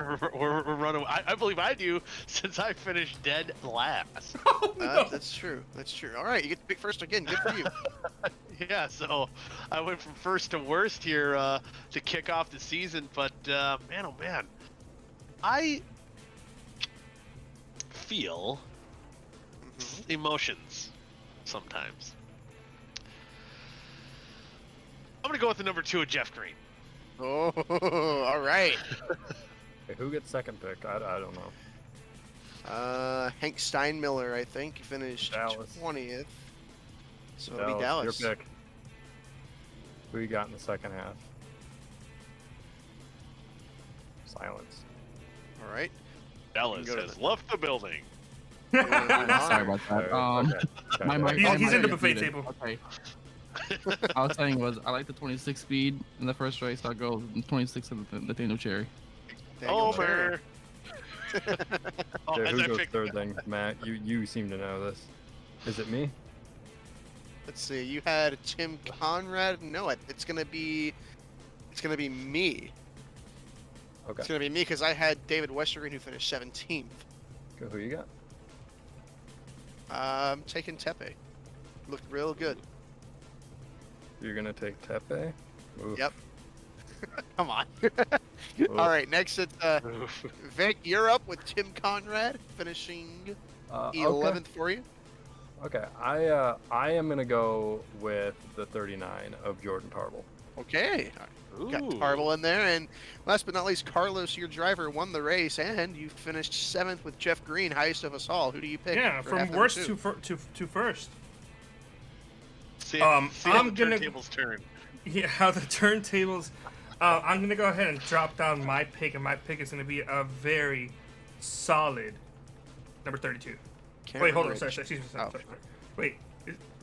Number 32. Daddy doesn't do her. Oh, Daddy doesn't do her. I believe that's Dragon. Nope. We got a Daddy new nickname. Dustin Dragon. No, the dragon tattoo's in the I'm back. the back and the daddy don't tattoos in the front. Oh God. Okay. Anyway. You want to get your in-race reporter up here, Jesus. Yeah, we'll do that. Anyway, Matthew, who do we got for in-race reporter tonight? All right, let's see. We'll drag him up. Here he comes. Oh boy, my Discord is bugging. He's gonna have to move to a different team chat for a second. He's gonna be real confused. Here he comes. Jumps from one team to the next. Here he is. It's Adam Tepe is our in-race reporter, the guy who finished second. Just wondering Adam? how many channels you guys were gonna put me in there. I had to drag you through like 3 different teams to get you up here, Adam. We'll open this up for anybody in here to talk to you, but I want to ask, man, you guys were close there at the end. You were gaining. You went from like 14 seconds back all the way down to just 4 seconds behind the leaders, and then things kind of stalled out there. What kind of went down there in the closing laps of that race? Yeah, we realized too late when we got double file. We caught the 1 leader up there, but when we got double file, it went fast. 3 cars side by side was incredibly faster. We would have realized that a little bit sooner. Probably would have got there. Kind of kicking ourselves over that one, me and Hank, but we'll take how it turned out. No complaints. And So go ahead, Goody. Yeah. I was just saying, so in half number 1, we've seen a lot of teammates kind of working together. We've seen Do Good up front, RK Motorsports, who got that win, working together. We've seen South Shore Racing working together a lot. Even Steinmiller playing a role there as well for getting you up there towards the end. And we've seen Westergreen up front, for much of that race also. Are we going to see a lot of the team kind of teams working together here in half number 2? Well, shoot, I was forced against my will to work with Jiff there for most of that race. I imagine so.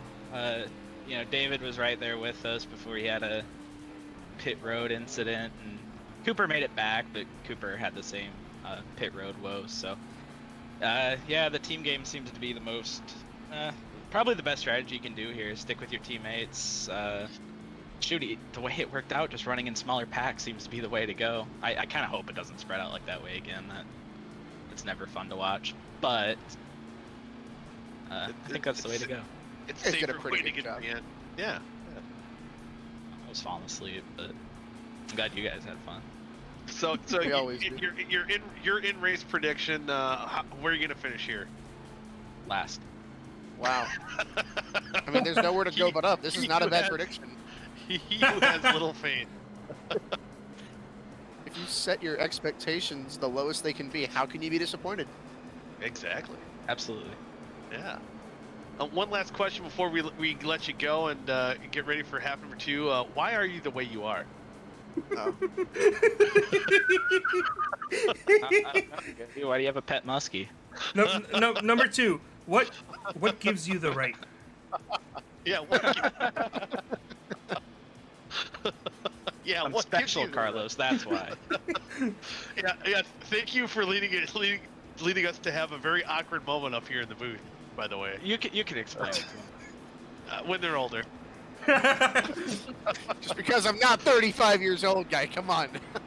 I wish I was 35 years old. 37 in a couple years. Like, But anyway, I was 32. too close. You can know that. So. Yep.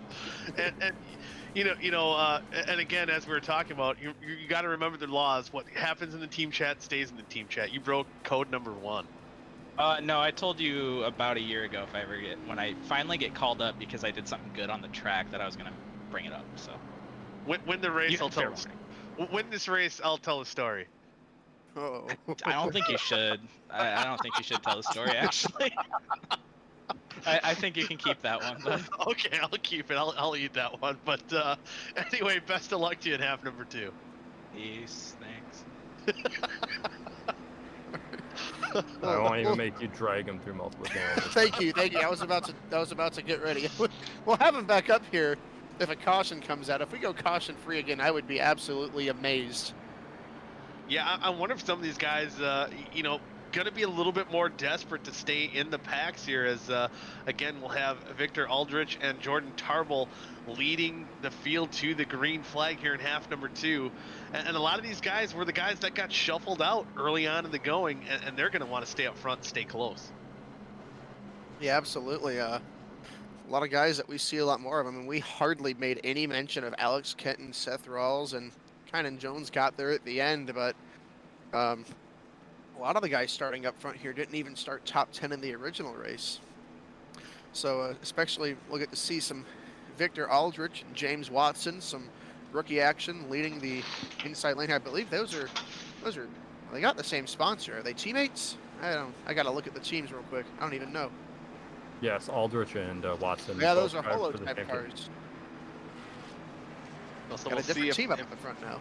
Yeah, so we see those two guys working together, and we'll see some of those guys like Jeff Green, Dustin Dewar, David Westergreen, Gilberto, those guys that were up front early on in the going. They're going to be aggressive to try to get back up front and kind of set the pace of this race. We're about to find out. It should be a lot of fun. So that kind of scares me. Aggressive guys in the back with big runs that have to make it to the front. We didn't get that big one in the first half. We could get it now. I don't wish it for the sake of the drivers, but we're about to find out as the pace truck dives down on pit road. We are going green. Victor Aldrich leading them to the green flag. Here we go, racing in half number 2 of the Sugar Moons Creations 500K. Side by side going into turn number 1. Tarble getting the advantage on the outside early going on into corner number 1, but that bottom line looks to be a little bit packed tighter. Let's see who's going to take the lead as they exit turn 2. See who's going to take the first run. A lot of these guys are going to be checking up and just staying in line, but eventually you see the 4 car Indelicato actually does the opposite, backs way off. This is classic Indelicato when it comes to plate racing. He does not like to front run like this. He always stays back.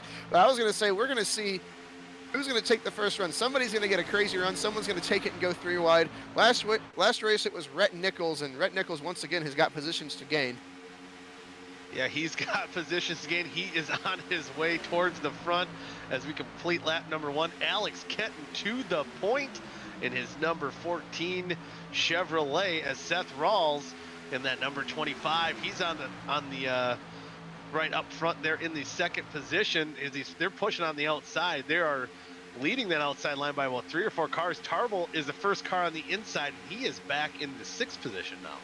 I'll say these guys are going to be more confident and more careful, because the good thing about that first half, they weren't just packed up and crashing the whole time. I guarantee you just about everybody in the field had to push their butt off and do everything they could to make minimal mistakes and maximize speed, because almost everybody here was playing from behind in that first half.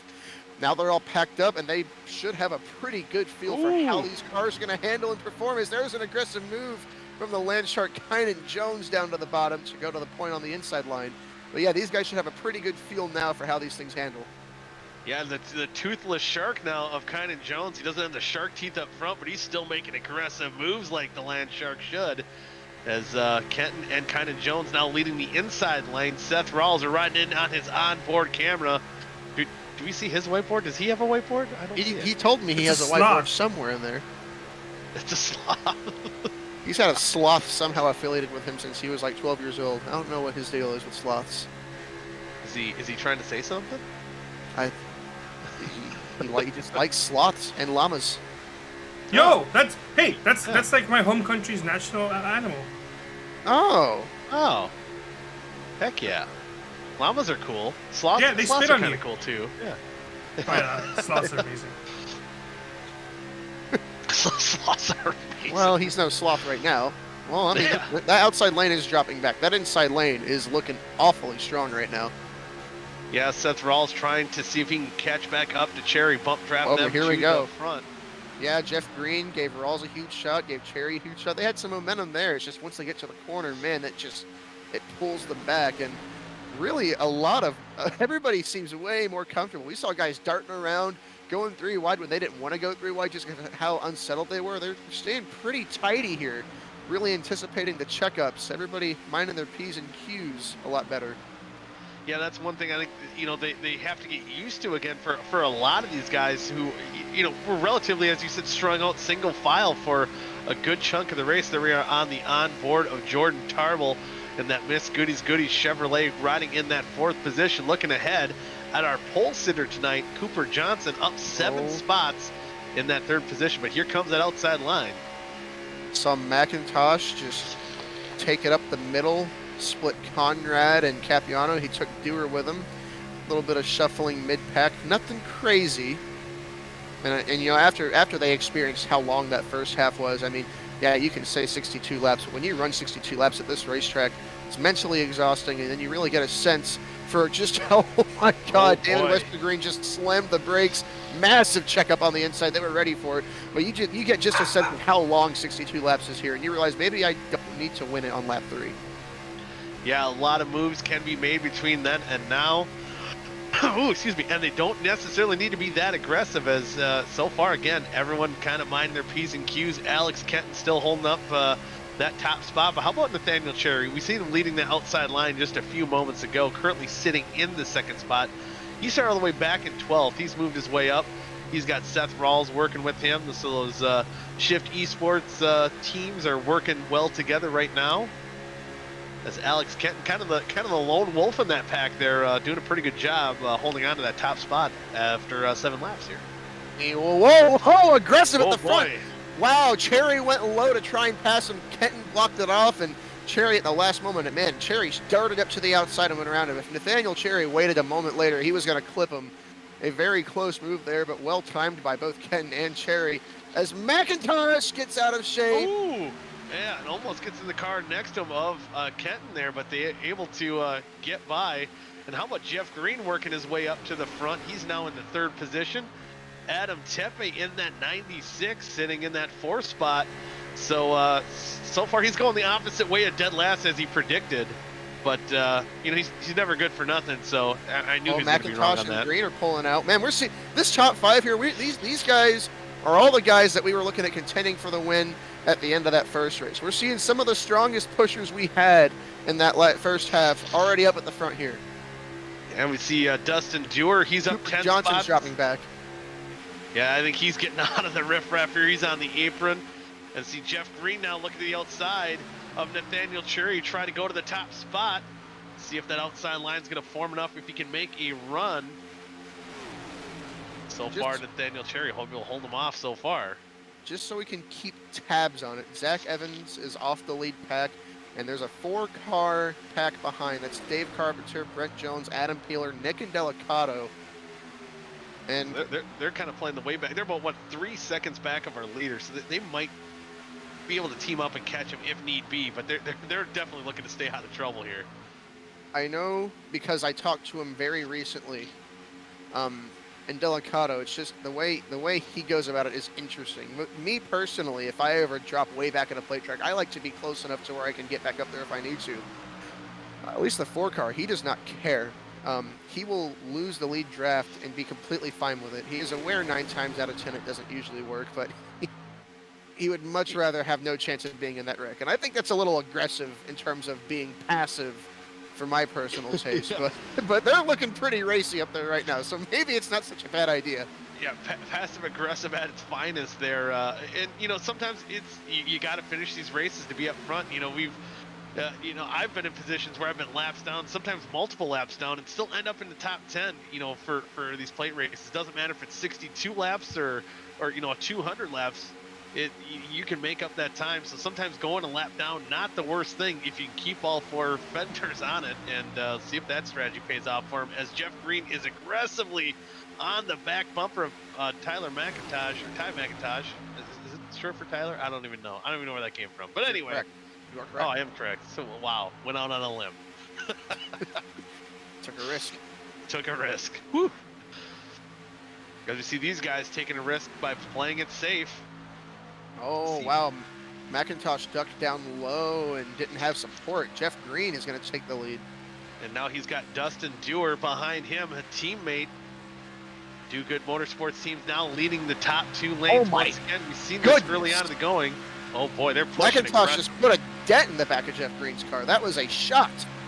Yeah, so the shots are had. These guys are being aggressive, and there we see Mr. Sugar Moon Man himself. We're riding on board with him. See how calm he is? And he's not even in the dinosaur suit. Oh, he won this thing last year. Yeah. He knows what he's doing. What is SM? Oh, hang on. Sugar Moon Creations. Yeah, Oh, okay, the SMC.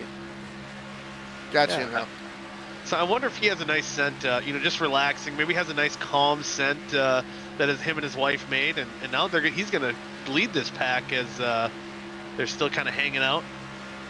Maybe running side by side, kind of maybe pulling the moves that that second pack did in half number 1.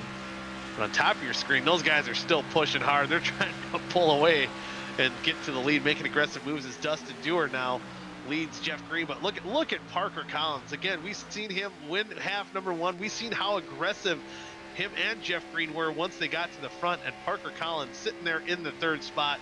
He's looking to be aggressive. He's looking to make moves. He's trying to break this kind of do-good link up front.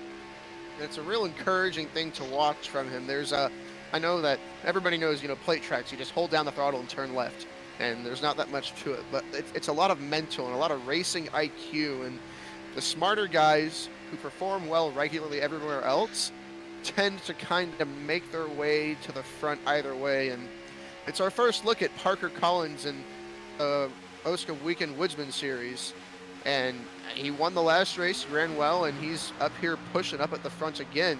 So I mean, it could bode well for him everywhere else, even though it's just hold down the throttle and turn the wheel left 13 degrees. A lot of good mental decisions.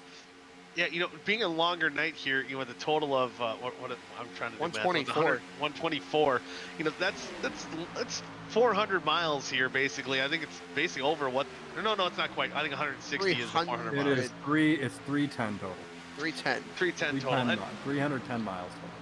And oh, we've got trouble on the back. Oh. Monticelli and Westergreen. They're still wrecking. Oh, they're still wrecking. They're still trying to wreck.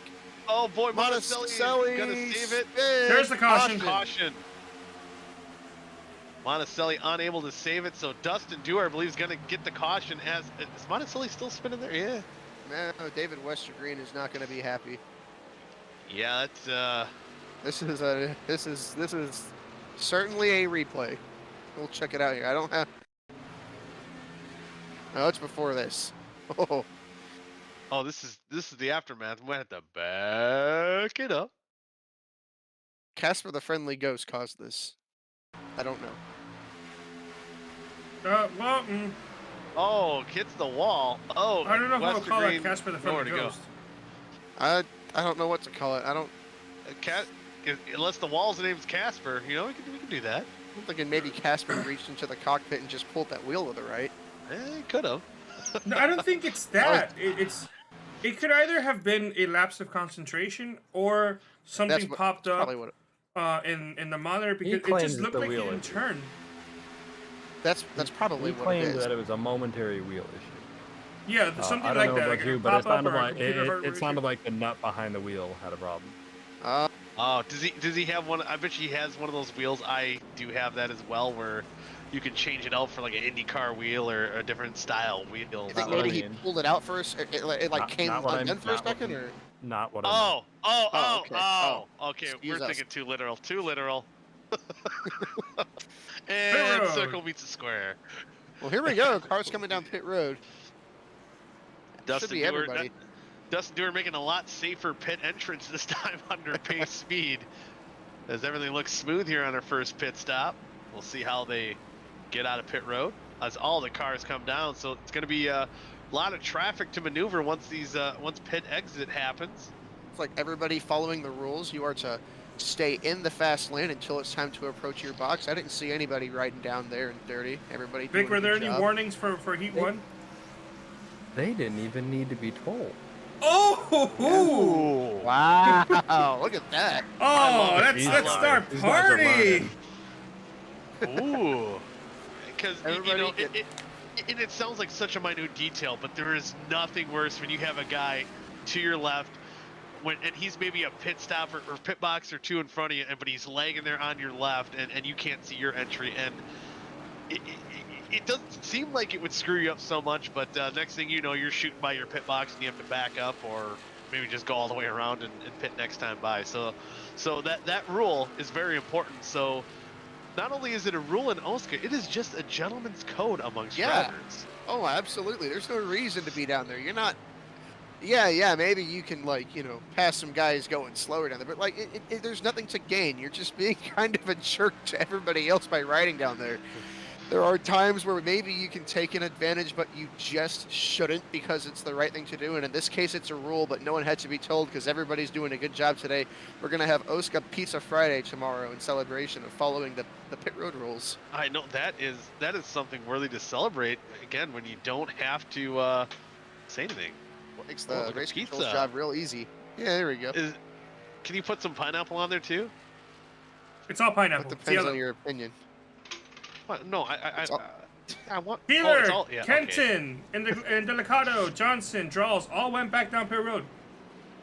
So maybe this topping off, and also to be at the tail end of this pack as well. Now, you could. Okay. So you could go 21 laps on fuel for sure. Could you stretch 22? That'll be interesting. I wonder if they'll have to shuffle leaders or maybe a little cooperation. But I'm sure there's some guys that can save with these runs. But if they kind of sit in the back and of this lead pack, if they all kind of stay bunched up, you could probably feather it and make it. Yeah. Oh, this is absolutely the car to kind of run 75% throttle and thread it and feather it and save fuel.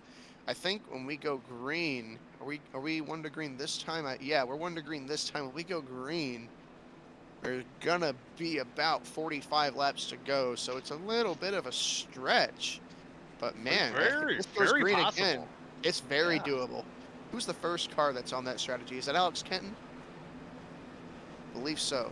I believe you're correct on that. It's Alex Kenton, Cooper Johnson, Yep. Hank Yep. Steinmiller, 24th Nick and down. Delicado. Except for What Peeler. he said. Except for Peeler. I like that. Yeah, so it should be a fun race to watch here on strategy if it comes down to that.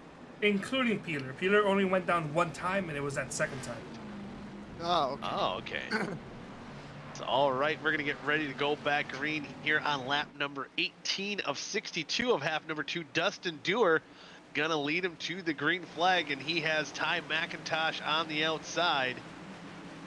As we get to the Geico restart zone, they are hitting the loud pedal. They are back under green, and look at Parker Collins already getting aggressive with the push even before they get to the line, and that outside line is going to gain a lot of speed as they head down to turn number 1. Now, we didn't see any lane changes there, but different rule now than it's been. Oh, somebody blew up! Nichols! Oh, we got Arnold. Who is that? Nichols blows up again, well, he wasn't last time, it was Rhett last time.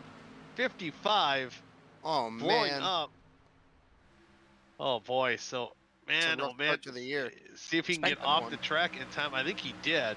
So we'll stay under green as Ty McIntosh and Collins working the high side. And it sounds like Rhett didn't know. Was that the second time Rhett blew up? Did he blow up last race too? The first race was Sheed Coles. Yes, and Rhett just over driver's chat said he didn't have temperature. He had no warning that thing was going to blow up. He had no idea. So yeah, very interesting to what happened. Maybe a glitch for a better engine. Hey. Right. Oh, we got one car dropping out. That's Caden Tufts making his trip to the back. Not going to risk it. Yeah, Caden Tufts got involved in an incident last race. Yeah, he's going to try to get back, stay out of the riffraff up front. Oh, boy. Ooh. Be fine. Be fine. And there was a mini checkup there. I think Zach kind of expected Caden to move up, but he didn't, so he panicked, and then that caused Zach to check up, and then the 54 made it 3 wide because he had nowhere to go, and then just raced the ball. Everything sorted out there, but up front, I guess we panned away for a second. Parker Collins now on the inside, getting a push from Dewar. So again, being aggressive, trying to take that lead away from Ty McIntosh on the inside here. And, again, these guys, for probably not coming down that second time, really don't have a chance to save. But guys like Ty McIntosh, and especially Parker Collins, with how aggressive he's been on the loud pedal, trying to get up front. He's still probably got to make at least a couple more stops. Yeah, for sure. It's a one-stop race for those guys trying to make it. Well, assuming it goes their way, a one-stop race. Two-stop for everybody else. I do want to point out as well, one of our rookies here, Ooh. Dylan Drilling. He had a pretty rough go-around, some unfortunate contact he couldn't really avoid in that first half, but here he is here running top 10. No. Looking pretty good up there in that lead pack. Yeah, up 22 spots, started in 30th, and he's battling inside that top 10. And here's Justin Kolb. Good to see him back out there. I believe he ran an Animal Crossing car, if I remember. I think he's got to whip that car back out. Yeah, he's got to bring the characters back. Mario, stuff like that. What was it? Waluigi? Wario? Yep, Wario and Waluigi. Waluigi, yeah. Or Luigi. What? It's the evil version of Luigi. Oh, like Wario. Wow. Yeah. That's common knowledge. Come on. Wow. Waluigi. Ooh, and still you see Kolb giving an aggressive push. Whoa! Whoa, boy. I don't know if we saw it. Parker Collins almost got turned off the nose of Dustin Dewar. Dewar went down to take the lead. Collins tried to block it, and it was a last-second decision to move back up. We almost had disaster there, but they were all very quick on the reactions. Fun fact, Justin Kolb, I told him kind of as a joke, it's like, you see that Jeff Green? It is that Jeff Green. And he was like, what? Really? I was going to make a joke about that, but are you serious? That's cool. So he's seen Jeff Green race a time or two before. So he's probably having a time of his life right now getting to race alongside Racing Legend. Yeah, I'm sure a lot of these guys are. Parker Collins and Kolb up there mixing up it up with Jeff Green with the battle for the lead here at Daytona. It doesn't get much better than that, as right now Dustin Dewar, Parker Collins all battling for that lead, and between Green, Collins, Dewar, McIntosh, the aggression level is ramped up here. Yeah, absolutely. As there goes Collins down to the bottom. Oh, Dewar did not lift for him. He shoved him all the way into the corner. He's still laying into him. These guys they do not care. they are going for it. And they're doing a pretty good job of it, too. Yeah, it's aggression, but it's a controlled aggression. Oh, Collins up top again. Oh, did he get in the wall? Very close if he did it all, but it's a lot of controlled aggression. They're doing some crazy things, just nothing stupid yet. But they're definitely being aggressive. Yeah. And I heard someone in the driver chat saying pick a lane, so maybe the tempers from some of these guys that are maybe a few car lengths back where they really know where to go, and they're seeing these guys up front making aggressive moves. Sorry, speaking of aggressive, Thomas Capiano bulldozed his way into the middle of 3 wide and made contact with Carpenter. They all kept it straight. It was very close. Nintendo. Here comes Kolb on the outside. Oh my goodness. Did Parker want to shoot the middle there? Or did he just... It's just these moves are just so aggressive. It's just a 180 from what we've seen in half number 1. As these guys are duking it out for the lead. We've even got our guys like Delicado, Drace, Evans, and Cooper Johnson. They're not really hanging that far off the back. I mean, heck, even Delicado and Kenton, they're actually part of the back of that pack. Alex Kenton's moving up through the pack. I mean, I don't know what's in the water, but man, nobody's really hanging off. The only 3 guys really hanging off are the South Shore guys. You've got David Westergreen, Hank Steinmiller, and Cooper Johnson really, really hanging back there. They're not taking any chances. I shot Justin Kolb an emote of Picard face palming after he messed up his pit road stall when we were on him, and after the heat won, he messaged me saying that everything that could have gone wrong went wrong in that race, but I knocked the rust off, and here he is leading his first laps in the number 52 here in his OSCA career. The rust has been knocked off, and that's a shiny new Nintendo that's leading the pack. That's a Nintendo Switch. That isn't your Nintendo 64 out there anymore, as Kolb is up front leading Dustin Dewar, as Dustin Dewar is trying to take a charge on the outside. And I got to ask Carlos, was the last series he ran in the last 3-wide racing 87 series? The last proper full-time series he ran was the 3-wide. Wow, and I believe that was when I was early on in my league racing career, so kind of cool to see a name I recognize, and from I guess back in the day for now 4 years ago. So it's kind of neat to see Kolb up there running up front, but now Ty McIntosh and Dustin Dewar getting up ahead of Justin Kolb. So hey, hey, old man, you shook the rust off. We want the lead back. Didn't Oh, oh, Rose! trouble spinning his Doers around. Everybody Oh, that's else my is gonna race be pick. okay. Oh, no, man. no caution. He's got to try to get back going here. And it looked like, I don't know if Dewar got loose on corner exit and just came across the nose of the 52 of Kolb. And Kolb now dropping spots. Where is he? He's lost. Oh, you know what? It was contact off the nose of McIntosh. McIntosh was checking up quite a bit, actually, all the way up the corner. They just got really stacked up, and wow. Yeah, no, so Kolb washed up a little bit. McIntosh and Dewar were locked onto each other, and they were, I mean, the 32 and the 10 were kind of starting to lose control for a while there, and Dewar got turned by the 10, and the 52's right front was just there. Yeah, so unfortunate for the 32 and 52 as I'm trying to look at the standings. Where did Kolb fall down to? Who, Kolb? Yeah, I can't see him on the leaderboard. Where is He's he? in the tail end of the outside line. He's there. 13th. Okay, there I see him. I'm learning how to read, guys. You're It's okay. You're seeing miracles happen every day. Just a good place for it. It is a very good place for it, as Drilling is now trying to make a move towards the lead. Again, up 28 spots and potentially 29 if he can pull past his teammate there, Parker Collins. Yeah, I've seen a lot of aggression, but a lot of calculated risk taking from some of these. That's not a teammate. Sorry, I'm still learning teams.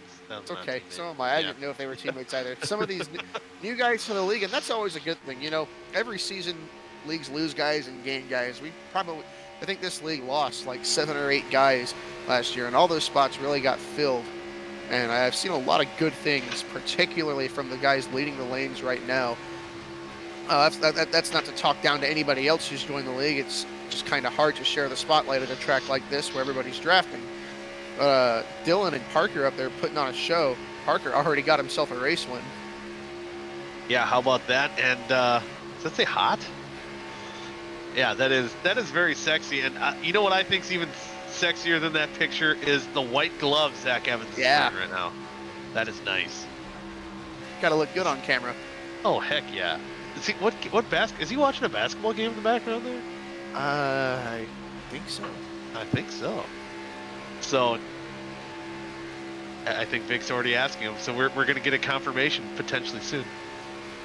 All right, I think that's an affirmative on the basketball game. The Hornets are losing. The Hornets are losing. Avenge them. No.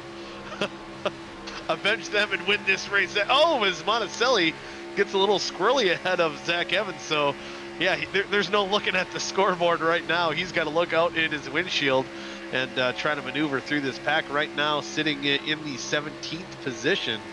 Currently up 1 spot from where he started, but like right now just trying to mind his P's and Q's until we get to the next round of green flag pit stops. We are catching lap traffic. It's Caden Tufts again off the lead pack. I don't know if he's intentionally losing the lead pack this much, but they will be lapping Caden Tufts here in a few laps. With how risky they're playing it already up at the front, I really am concerned about them getting around Caden Tufts. Yeah, that could be a game changer here, and for a guy maybe like Dustin Dewar and a lot of those South Shore racing team, that could be just what they want to see is maybe a caution, this field bunch back up, because right now the way they're driving you know, the courtesy thing is to stay on the outside. The best thing for Caden Tufts to stay on this pack once he gets lapped is to be on the bottom. We'll see what he does, but I think either way, the way these guys are driving, whoa, no place is safe. See Tarble, I think, gets a little squirrely towards the back of the pack, back in about 15th position. Man, the top 4, Parker, Dylan, McIntosh, and Jeff Green, they just got out. Like, I mean, they pulled away from the lead pack there. It was Jeff Green pushing McIntosh and Dylan pushing Parker Collins. And when I say, I mean, they were like glued to that back bunner, banging. Like, these guys are pushing all they can, like it's the last lap of the race.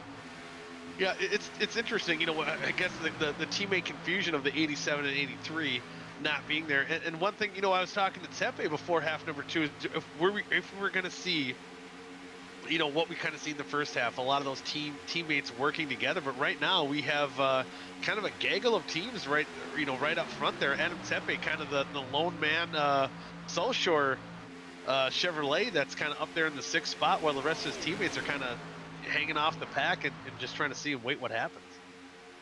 And Caden Tufts is- yep, yeah, going on pit road. not going to be a problem. Speaking of pit road, we're coming on to lap 34 here. We're about 7 or 8 laps. Not even. What did we just? No, they should be coming to pit road in a few laps. Oh, they came in on 17, I believe it was. You know, Before that, they might have a little bit. Yeah, I can't remember when lap they came in. It was around maybe 15 to 17. They came down pit road. Briefly, yeah, the caution ran from roughly laps 14 to 18, so they should be coming into pit road within the next couple of laps. For those guys that pit first, for the guys that topped off, they'll be coming a little bit later, and then we're really going to see how this shakes out, if the fuel saving is going to work out for them or not. Yeah, because about 20, was it 21 laps, I believe? 21 laps, maybe 22. It's be interesting to see who saved what here for these green flag pit stops. But one guy that has not saved any fuel is that 87 of Parker Collins, half #1 winner. Oh, his aggressive moves again made as Dylan trying to go on the outside, take over the lead, and he will do so. And he takes Ty McIntosh with him. Now Dylan going to the inside line in front of in front of Parker. These guys are switching lanes. It's hard to keep track of who's going where. And how about this? How about Monticelli checking up in the tribal. I don't know what happened. Oh but boy! It looks some very, very hairy moments there. Everybody, we might not be done. In line. 3 wide. Oh boy! Man, I'm trying to see what happened here. It looks like there was a big checkup starting from Tepe, and it kind of ricocheted all the way back. And Monticelli, oh my goodness, he just barely avoided completely turning the car in front of him. See, it starts right there with Tepe, and it really jacks him all up. Yep. Everybody did a great job keeping it straight. Some guys having to go evasive maneuver on the apron, try to avoid that wreck, and luckily everyone did get through. But one thing I had to point out here right before we had that little scare is how about our league daddy, OSCA daddy, Tim Conrad. He's been running up front. Yeah, he's hung on to that top 5. He started back in 5th. He's currently still hanging on to that top 5 ride. And he's right now in front of 2000 Busch Series champion Jeff Green, and maybe he's saying, "Hey Jeff, he's definitely fangirling right now." Oh, is he really? Oh, I promise you. When he found out, he was fangirling. So he's 100% fangirling right now. So maybe fangirl, maybe he can go, hey, let the elder statesman, let's go to the front, as now Dustin Dewar is going to go lap down. He chooses that inside line. He wants to stay with this pack. And a blinking issue could be bad. Where did he go? Yeah, the broadcast. We don't know where he's at. Well, hopefully the pack got around him okay, as Dylan Drelling is still leading this pack as they kind of now getting to the single file. So I think we're time for pit stop. Yep, I think they're kind of forming up to make these first round of green flag pit stops here in half #2. Oh boy, and here we go. It's about to get really scary if we remember what happened last time. Hopefully everybody's learned. I'll come down, see if anyone comes down this time by. Nobody this time yet. Nobody yet. So I would say these leaders got to be coming the next lap or two. This guys like Indelicato, who's sitting in 18th, if they can stretch it about, what are we thinking, about 2 laps, maybe 3? If they come down pit road with 22 to go, they're in pretty good shape. 23 is stretching it. They got to come down next time at the earliest. I don't really know how it's going to go down. I honestly thought our leaders would be on pit road by now. Yeah, I same here. And I don't know what the difference is. Maybe a lot of these guys are saving, but especially the 83 and 87 leading this pack for much of this run. I'm surprised they're not diving down pit road. Maybe this time we'll see them. Yep, we'll see the leaders come down. Jeff Green as well. Ty McIntosh, a lot of the guys that were leading this pack coming down pit road. A little bit of tire smoke, but everyone looks to get on pit road okay. Dylan having a little bit of a moment, but it looks like he gets in his pit box okay. I'm trying to see if I can catch anybody speeding. Jeff Green's fine. Everybody looks to be pretty good. Rashid Coles, I believe, getting on pit road. He might have, I don't know if he got in his pit box or got in the wall. He kind of made an aggressive maneuver there, as Parker is going to lead the pack off pit road. And that looks a lot better from what we've seen in their first round of green flag pit stops in half number 1.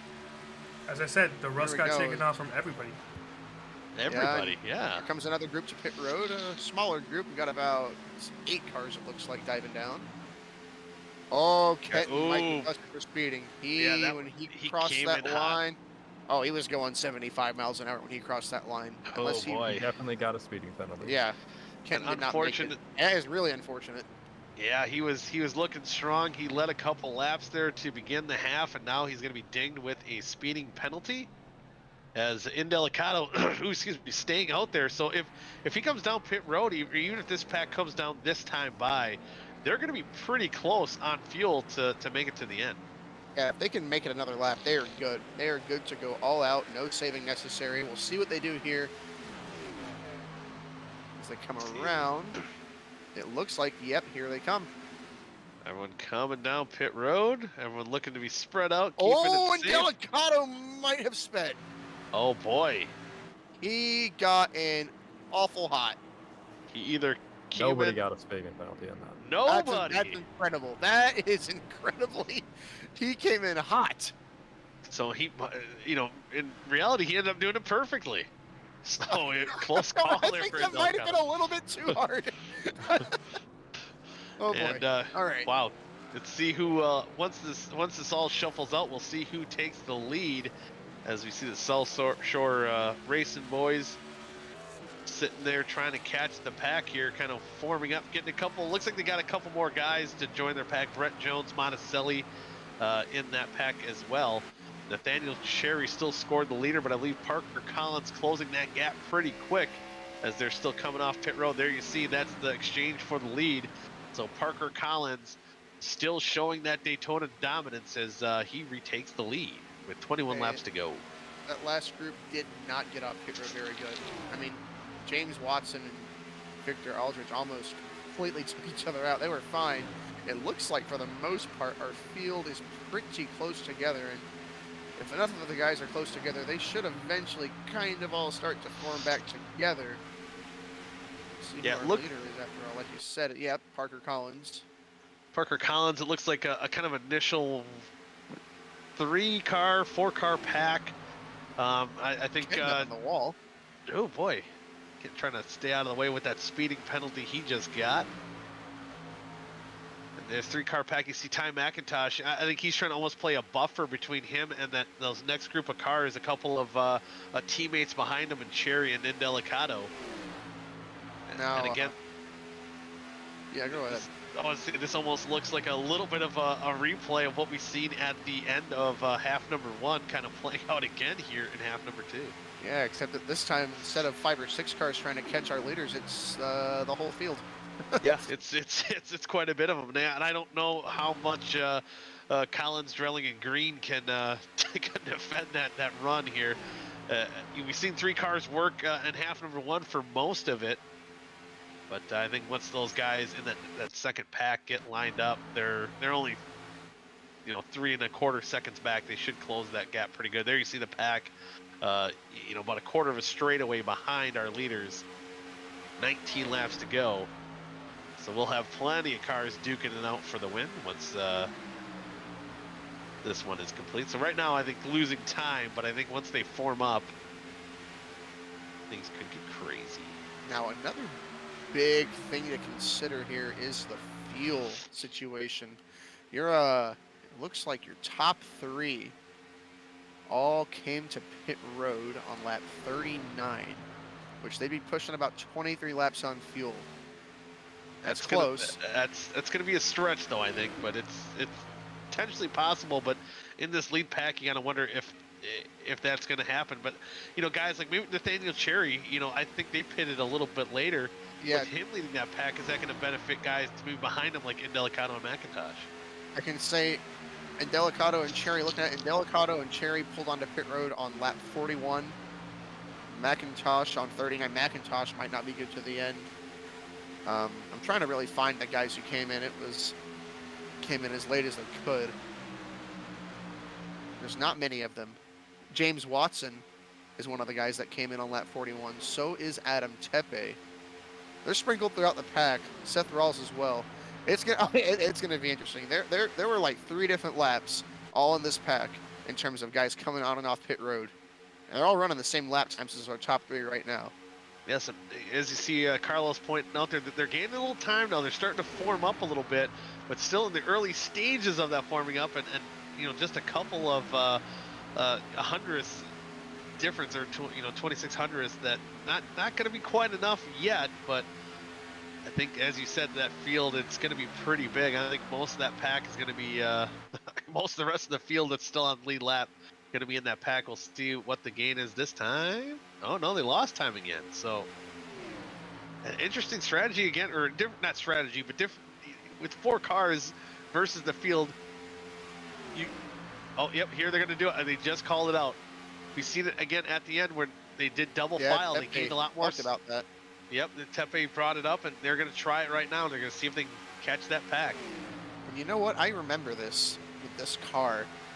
I do distinctly remember this happening. It's weird. I don't understand it. I think it's because maybe both lanes get runs off each other or something like that. But for whatever reason, when they run 2 lanes, as long as everybody just takes it easy and pushes each other cleanly, they can generate a lot more speed. And I will never understand completely how it works. Yeah, it doesn't look like they got it going though. I ran a race at Daytona last night in the next gen car, and I was kind of wondering. I remember that strategy. It kind of came up like maybe we should be double file, but in the next gen car it does not work. It doesn't even come close to working.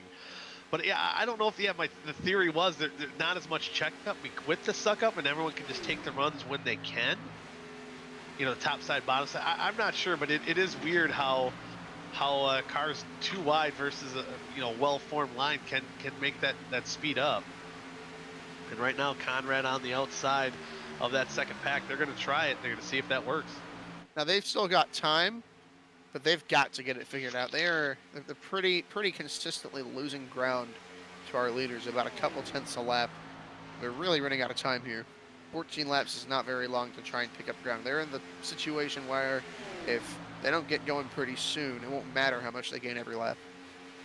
And you gotta wonder again with guys like Indelicato, how close is he on fuel? He's maybe not wanting to go up top and lead a pack here. Again, the fuel strategy is still in play too for a lot of these guys. Yeah, same thing for the leader. The second pack. Yeah. What's that? Yeah. It's the same thing for the leader. Parker Collins is part of that group that pitted on lap 39, having to stretch it the furthest. If anybody's not safe, it's himself. It's Dylan Drayling behind him. Jeff Green. Now Alex Kenton did come a lap later on lap 40, but that's even still pushing it. I believe Indelicato, did he just drop back? Was that Indelicato or is that not?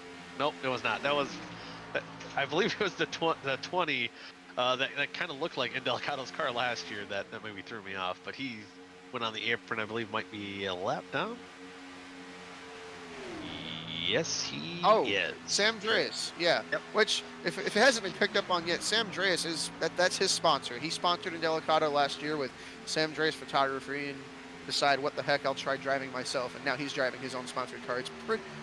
It's about the same car, just with Sam's name and number on it. Still a good looking car. Okay, it's still a very good looking car, but that's where the confusion is. Yep, that's where the Benny Parsons confusion is coming into play. I'm starting to see the speed pickup here, by the way, from these Yes. guys. I don't know if the time gain has been reflected, but they finally got that outside lane going, and I'm finally starting to see them kind of slingshot around. Now, I don't know how well they can make it work, but they've got the idea right now.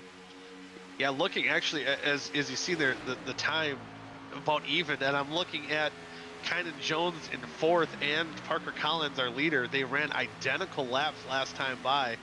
So as we come down to the stripe, we'll see if any more time is gained with this pack, as we do see the shuffling around with these boys. I've got a feeling they'll gain this time. They got really fast on that backstretch. Well, it wasn't much, but they gained. It wasn't much, but they gained. Yeah, so it's It's crazy. Barely. So yeah, none of this makes sense because you get 4 cars in the line pulling away, and how fast this pack got going in the second half, and I don't know what the difference would be, but I don't know. I'm just mind's blown right now. I'll tell you this, they're getting it going. They topped out at like 195 in that first pack on the backstretch. They got about 198 here this time. I know it's not all about backstretch speed, but in terms of flat-out speed, driving in a straight line, big bobble from Cherry there, being pushed by Adam Peeler. That's not going to help them. But Kynan Jones still doing a good job leading this pack here. Delicato is going to take the top side here and try and generate some momentum for the top. And Seth Rawls is going to, dang it, those shift cars changing around. All changing, yep. Nathaniel Cherry is going to go now. Last lap by, they lost a little speed there. So, again, as you said, trying to get this figured out, but time is running out once again. 10 laps to go. But as we stated before, pit stops could be for all of them. Some of them we don't know quite yet. Who can stretch it? Who can make it on fuel? I'm kind of looking at that 2-car, Jeff Green. I noticed he's kind of lagging back a little bit, kind of going against his aggressive approach. He's got to save some, I think. Yeah, I think he's maybe trying to save a little bit in that 2-car. But the other thing is too, you think you could maybe just barely save enough, but then once you get to that point, everyone else pits or runs out of fuel. Now you're the lead car. You're dragging. You're dragging all the air, and that could play a factor too. Even just a lap or two of running by yourself. But they're also catching another pack of lap traffic, so that could potentially help. Maybe hurt. Oh boy, I believe something didn't work out quite. Oh boy. Oh yeah. Boy. There shouldn't be 2 cars that far out in front. Let's see what happened here. They're making aggressive moves up towards front. Kynan Jones still. Nathaniel Cherry leading that pack. Or Delcato leading that pack. I'm sorry. Something very strange happened with Kynan Jones. I'm not really sure. Kynan Jones pulled up to the stop, maybe to get them to suck up, and Peeler ran straight into the back of him, and McIntosh ran into Peeler, and it really messed them up. And I'm going to be honest with you, at this point, I don't think it matters all that much. They haven't gained the time they need. They don't look like they can get formed up, but the fact that they're all packed up. Oh, there we go! Oh! Seth Rawls and the 43 of James Watson spinning through the infield. Oh, Watson coming up the track. He's going to keep it going. No caution. Oh boy. I believe netcode might have been the issue there. So a couple cars out of that pack now. And unfortunate for Seth Rawls and Watson. I can say Hank Steinmiller, sorry, off topic a little bit from that. Hank Steinmiller, I believe, has given up on the strategy. He's starting to dart 3 wide and take positions with 7 laps to go, especially with that happening. They're not really gaining time. They're beating and banging off each other back there. Yeah, now over 5 seconds back. So once again, now again, it could go back to the fuel game. Yeah, and aside from the fuel game, even if they all make it, this is 3 guys up here racing for the win. If they start to get a little too frisky, a little too early, or maybe even on the last lap, there is no... Right now, these lap cars could play a role in it. They could. But if they start to race each other, there's not a whole lot of fallback for them. Oh, yeah. Good job by both of them. Yeah, not hitting anything, not even hitting each other. But I don't know if it's netcode or dealer, I believe. Huh. That ping pong. I think you're hearing the frustration over drivers' chat amongst the second pack, just desperately trying to catch our leaders, but again, not really gaining the ground they need to with only 6 laps to go. You know what? I really would have liked to see Teppan and Delicato lead this pack. I just remember the last race. They were doing it super aggressively, but man, they were picking up an incredible amount of time. They were putting together some seriously, seriously fast laps. That seems to be the best combination of pusher and leader. Haven't had that since then, and it doesn't look like there's enough time for them to get formed up here. It could come down to fuel. Let me see. We had Parker Collins come to pit road on lap 39. If he's close on fuel, I believe all the top 3 have. They all came down to 39, correct? Yes. Yep. So if these guys are close at fuel, and if there's any doubt in their mind that they're not going to make it, we're going to start seeing that here in a couple laps. Yeah, it's going to be interesting. And one thing that might help out the 2 car in third place, he has Dustin Dewar teammate behind him if they do decide to battle for that win. Plus, again, I think fuel saving, if those guys even like drilling also saving fuel in being that second car in position might be able to save enough. And yeah, we'll see how this plays out. And Collins, I believe he's got to love when he catches even these lap cars here. He can save a little bit of fuel, but he goes the outside right away to get around that 20 car. Can we just take a moment to talk about the prospect of a Parker Collins sweep here? I mean, nobody in OSCA has ever swept a plate race at Daytona, let alone won anything back-to-back at plate tracks, or no one's ever swept a plate track for that matter. And the last person to win too was Robert Hill. He won season 2 and season 5 in Daytona, and those are like 3 seasons apart. So it would be incredible, first of all, for Parker Collins to come in and win his first race. But now with 3 laps to go, we're really going to see, does he have a chance to sweep the first ever set of plate races? Yeah, and what a way to kick off your OSCA Weekend Woodsman Series career is to pull off a sweep in your first 2 ever halves in a night. It would be quite a feat, as we're now down to 2 laps to go. So it's a go or go home time. We'll see if, I think with two to go though, if you're even close, you're gonna probably. It looks like most of these cars are rolling the dice. Yeah, and you know what? The most unfortunate thing I see about the second pack, I think they finally got it figured out. Conrad, Cherry, and Delicado, they've both picked it up. They've gained about 7/10 over the last couple of laps. It's just too late at this point. Yeah, too little, too late. And it's going to be, and I'm going to be curious, when is that move going to be coming from, from Drilling or Green, trying to make a move for the lead? You see Drilling right on that back bumper. Jeff Green lagging back a bit, maybe trying to save up for a run. He's got the teammate behind him. We're about to see how this unfolds as we come down to the white flag. Will we see a battle? Will we see people run out of fuel? We're going to find out. Parker still leading as they go down into turn number 1. That backpack is closing quick, but not going to have enough time unless these 3 cars up front run out of fuel. Going down the backstretch. Is anyone going to take a look? Green goes to the top side. Dewar goes with them. Parker blocks on the outside. Dewar's got a good push. Is Green going to go to the inside? Green goes to the outside. He's got no help. Dewar tries to make a move with them. Green might have one more chance. He's got one more chance. They're wrecking in the back. Up front, Jeff Green to the outside. Parker trying to block. They're darting all over. 3 wide, 4 wide. Parker wins it. Wow, what a finish. A 3 wide finish between Parker, Jeff Green second, Drilling in third. Delicado comes home 4th. How about OSCA daddy Tim Conrad coming home in with the top 5? And what a wild finish. A lot of wrecked race cars towards the end. But in the end, Parker Collins proves he can get it done here at Daytona. Never been done in OSCA. Never had somebody sweep plate tracks, and he did it in his first 2 starts. Probably the first guy that's won his first 2 starts. He had to do it holding off a NASCAR champion behind him, Drilling, who was pushing him, and wow, he had to fight 2 of them off. Yeah. What a finish. That's I think Vic's got a good screenshot there. Cross line. No, there's Conrad finishing 5th, but he won't be able to bring it around. And there you see our winner swept the night. He's getting the broom out in victory lane. And Carlos, is this better than winning yourself? Oh, 100 times better.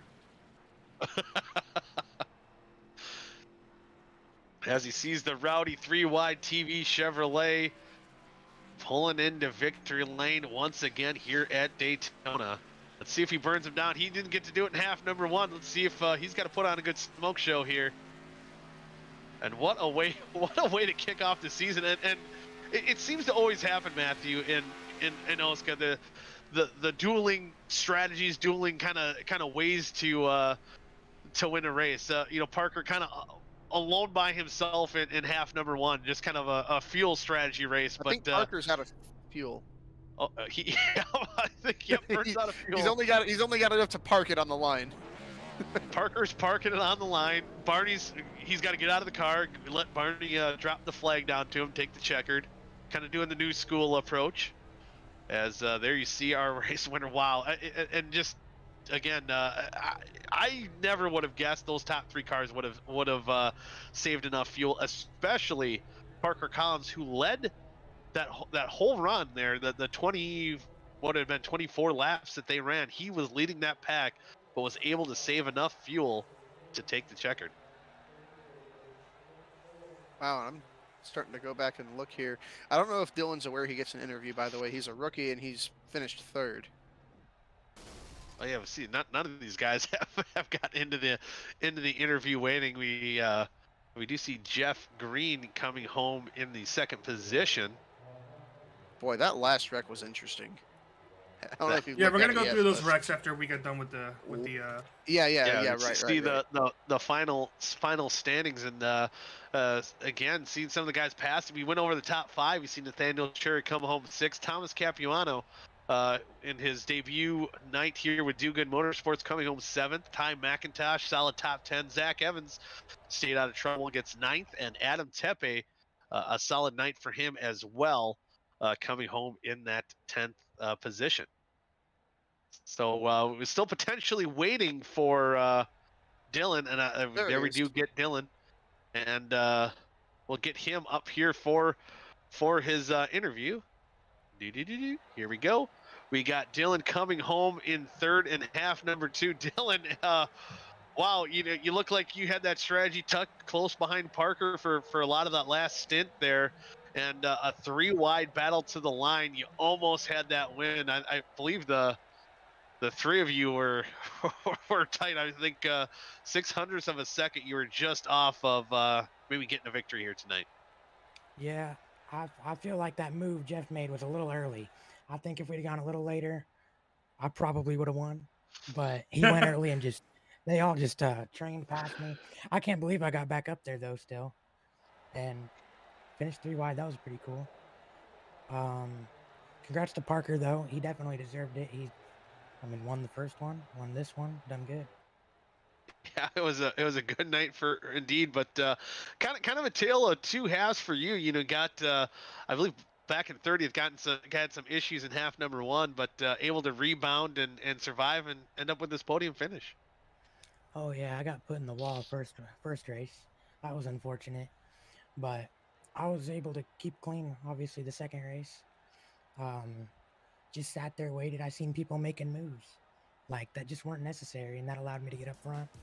Had a grid, almost ended my race from the pit stop. Got in there too deep, too far to the right, or the left, I mean. But it still allowed me to pit, thankfully, so didn't end it right there. But yeah, it was pretty cool.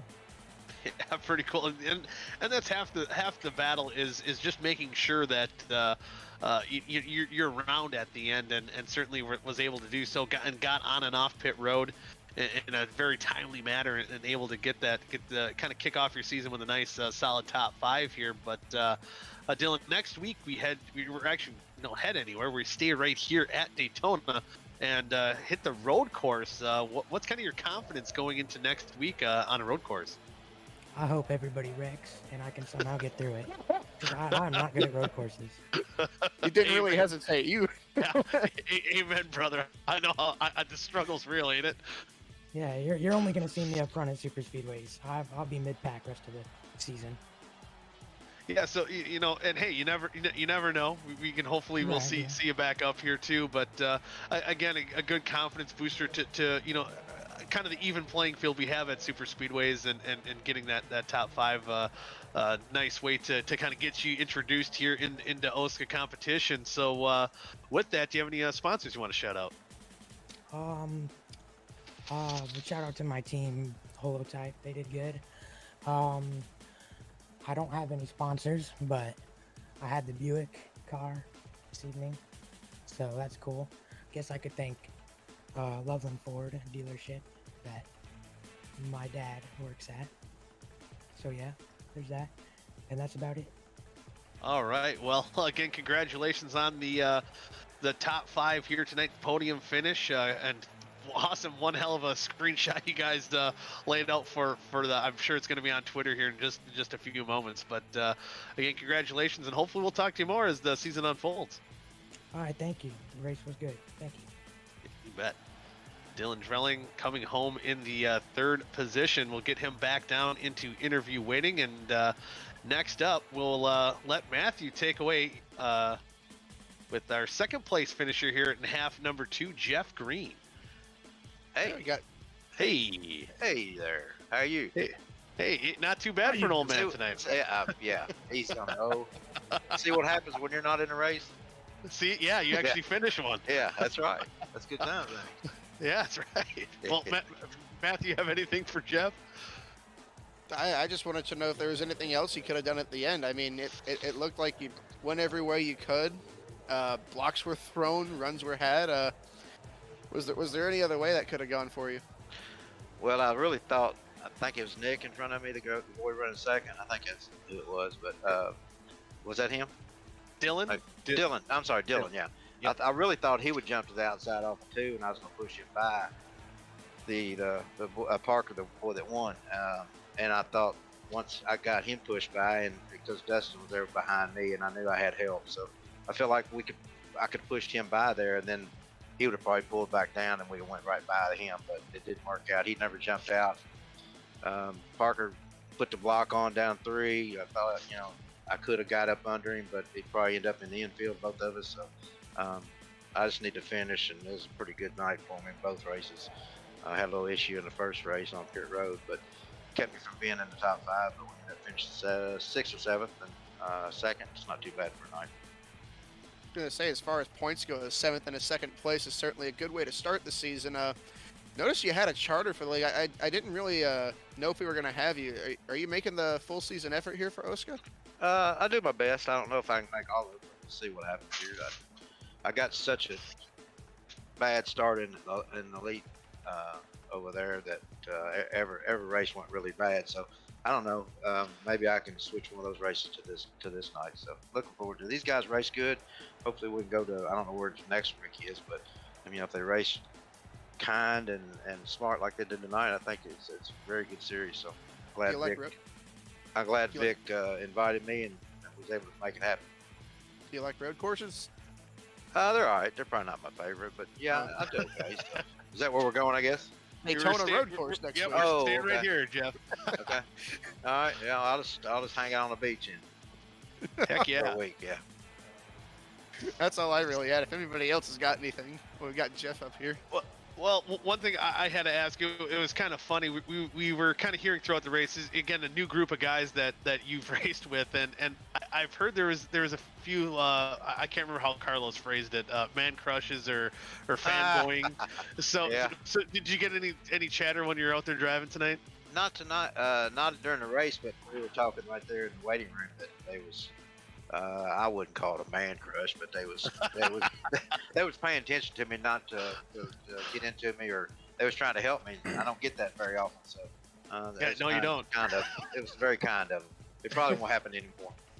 Yeah, now that now that they're gonna get used to seeing you every week, you know how that goes. But So now you finally know how, like, Dale Jr. when he hops into a iRace, how he probably feels.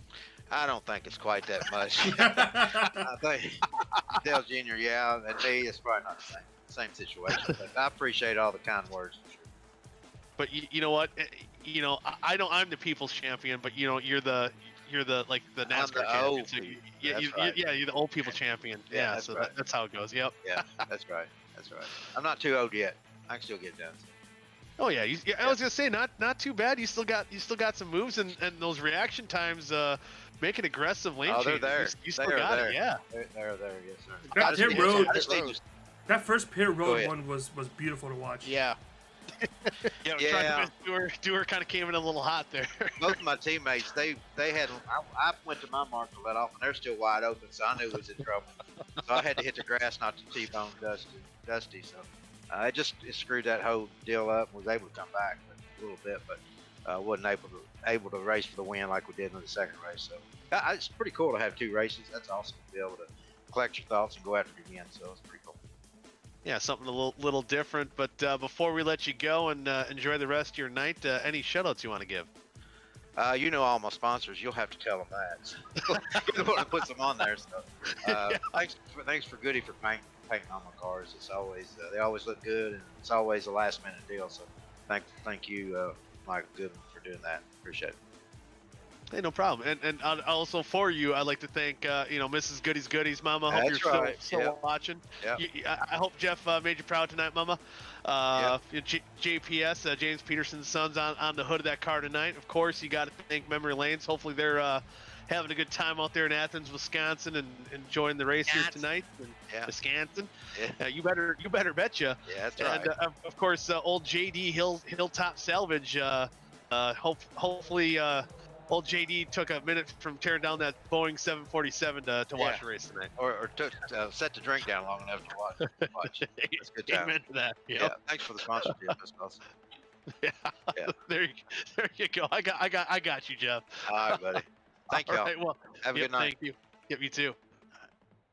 That was Jeff Green coming home in the second spot here tonight. I'm trying to figure this all out again. And next up, we'll bring in Parker Collins coming home with the win, the sweep. He got it done tonight. And how about that, Parker? We meet again. How about that, huh? That one, it was a little bit more dramatic this time around. How'd it feel? I mean, you had Jeff Green making that move, coming out of turn 4. You had Dylan right there behind you as well, and 3 wide across the line. Walk us through that a little bit.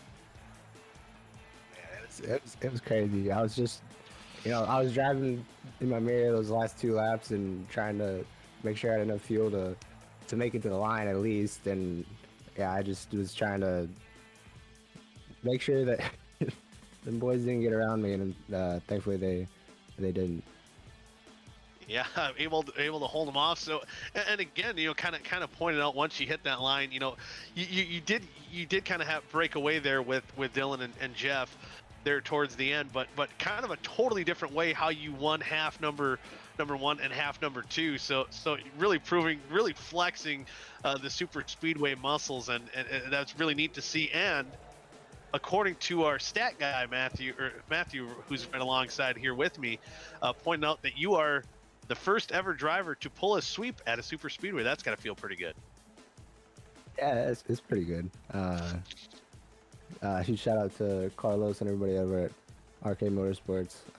Great group of guys. Can't thank them enough for this. Yeah, it was just a really fun night. Really happy that we were able to win both races. Definitely did not expect it, but we executed and hit a lot of marks all night and was there when it counted. Yeah, there when it counted indeed, and a good way to kick off not only your OSCA Weekend Woodsman Series career, but to kick off the season as well. And next week we stay right here at Daytona. We head to the road course. What's kind of your confidence now heading to the road course next week? We just got done with the Daytona 24 hours, so got a good amount of practice. Different car, less grip, but hopefully that'll translate a little bit. Road course isn't my strongest suit, but we've gotten better over the years, so hopefully we can go out there and at least get a nice solid run.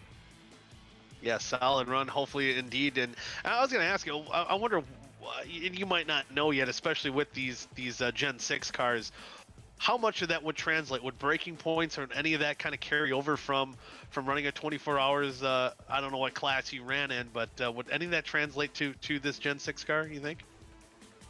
Probably a little bit. You kind of get used to like where all the bumps and the different variables on the track surface are just from running the car. But as far as like braking points and how to control the throttle off corner, they're just so far apart, and you just try and take as much of that as you can and just try and translate it. But it's definitely going to take a little bit of practice to kind of refamiliar myself with how this stock car drives on this track. So should be a good week preparing for that, and hopefully we can, like I said, put on a solid finish.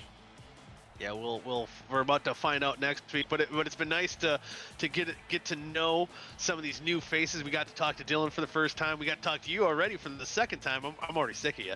But anyway, I just have to point out, all kidding aside now, that Carlos even said that he feels more pride tonight seeing you sweep it than he has ever had winning a race. Gosh, he doesn't have to know that. Oh, what happened? I was listening to the broadcast. I was listening to the broadcast of the race, so I heard it already. Oh man. So I guess one thing too before one thing I kind of totally swept past the fuel situation. We seen you guys usually generally pit about 21 laps into a run. That kind of seemed like the limit, kind of what we were picking up here in the booth. And that last run, you had to go 24 laps. Were you at all nervous, especially leading that pack on that last stint, that you were going to make it? I mean, it was borderline close. I mean, I ran out like 100 feet after the line. So I mean, I was doing everything I could to save there. You know, once when Dylan got hot and kind of backed off, I went to like half or 75% throttle just to try and save wherever I could. Because I mean, I almost went to the back of the pack of our little pack there to try and save, but I didn't want to do that at the same time because I wanted to put myself in the best position to win at the end of the race. But yeah, I just tried to save everywhere we could, and it was just barely enough there at the end to have enough. Man, timed it out perfectly. But before we let you send you off and let you celebrate tonight's victories, we kind of already heard you shout out Carlos and your team, but any sponsors or anything you want to give one last shout out to? Yeah, everybody over at Arcade Motorsports, you guys over at 3Y TV, broadcast was really good, and then like all the guys and admins over at OSCA, it was a really good race. Looking forward to next week. Yeah, we'll look forward to it as well, and hopefully we'll talk to you more and more as the season goes along. And again, congratulations on the awesome start here to kick off the 2023 A season. And you have a good night now. Yep, thank you guys. You bet. Parker Collins coming home with the wins here tonight. And wow, I didn't think it was that close on field running across the line, so that had to be some nervous moments there, Matthew, for Parker getting down there to the end. Man, it worked out perfect. And you know, like we were talking about earlier, guys who are good, they just find their way to the front somehow. And it's so hard to win these plate races because it really evens the playing field. It really levels it out. But he just played it right. In the, I don't know exactly how many races OSCA's had. I know I go down and find Tepe. See how many starts Tepe's made. 146 starts. He started almost all of them. So I think OSCA's had at least 70 races. He has started all of them. He started all. God almighty. All right. So if he started all of them, excluding any kind of exhibition or special event, I think tonight would be OSCA's 74th race That's night. correct. Next week will be the 75th. That's pretty cool. But yeah, in 74 races, we've only had 11 drivers score more than 2 wins. And he's already got himself 2 of them. Back to back at a track that's incredibly hard to repeat wins at.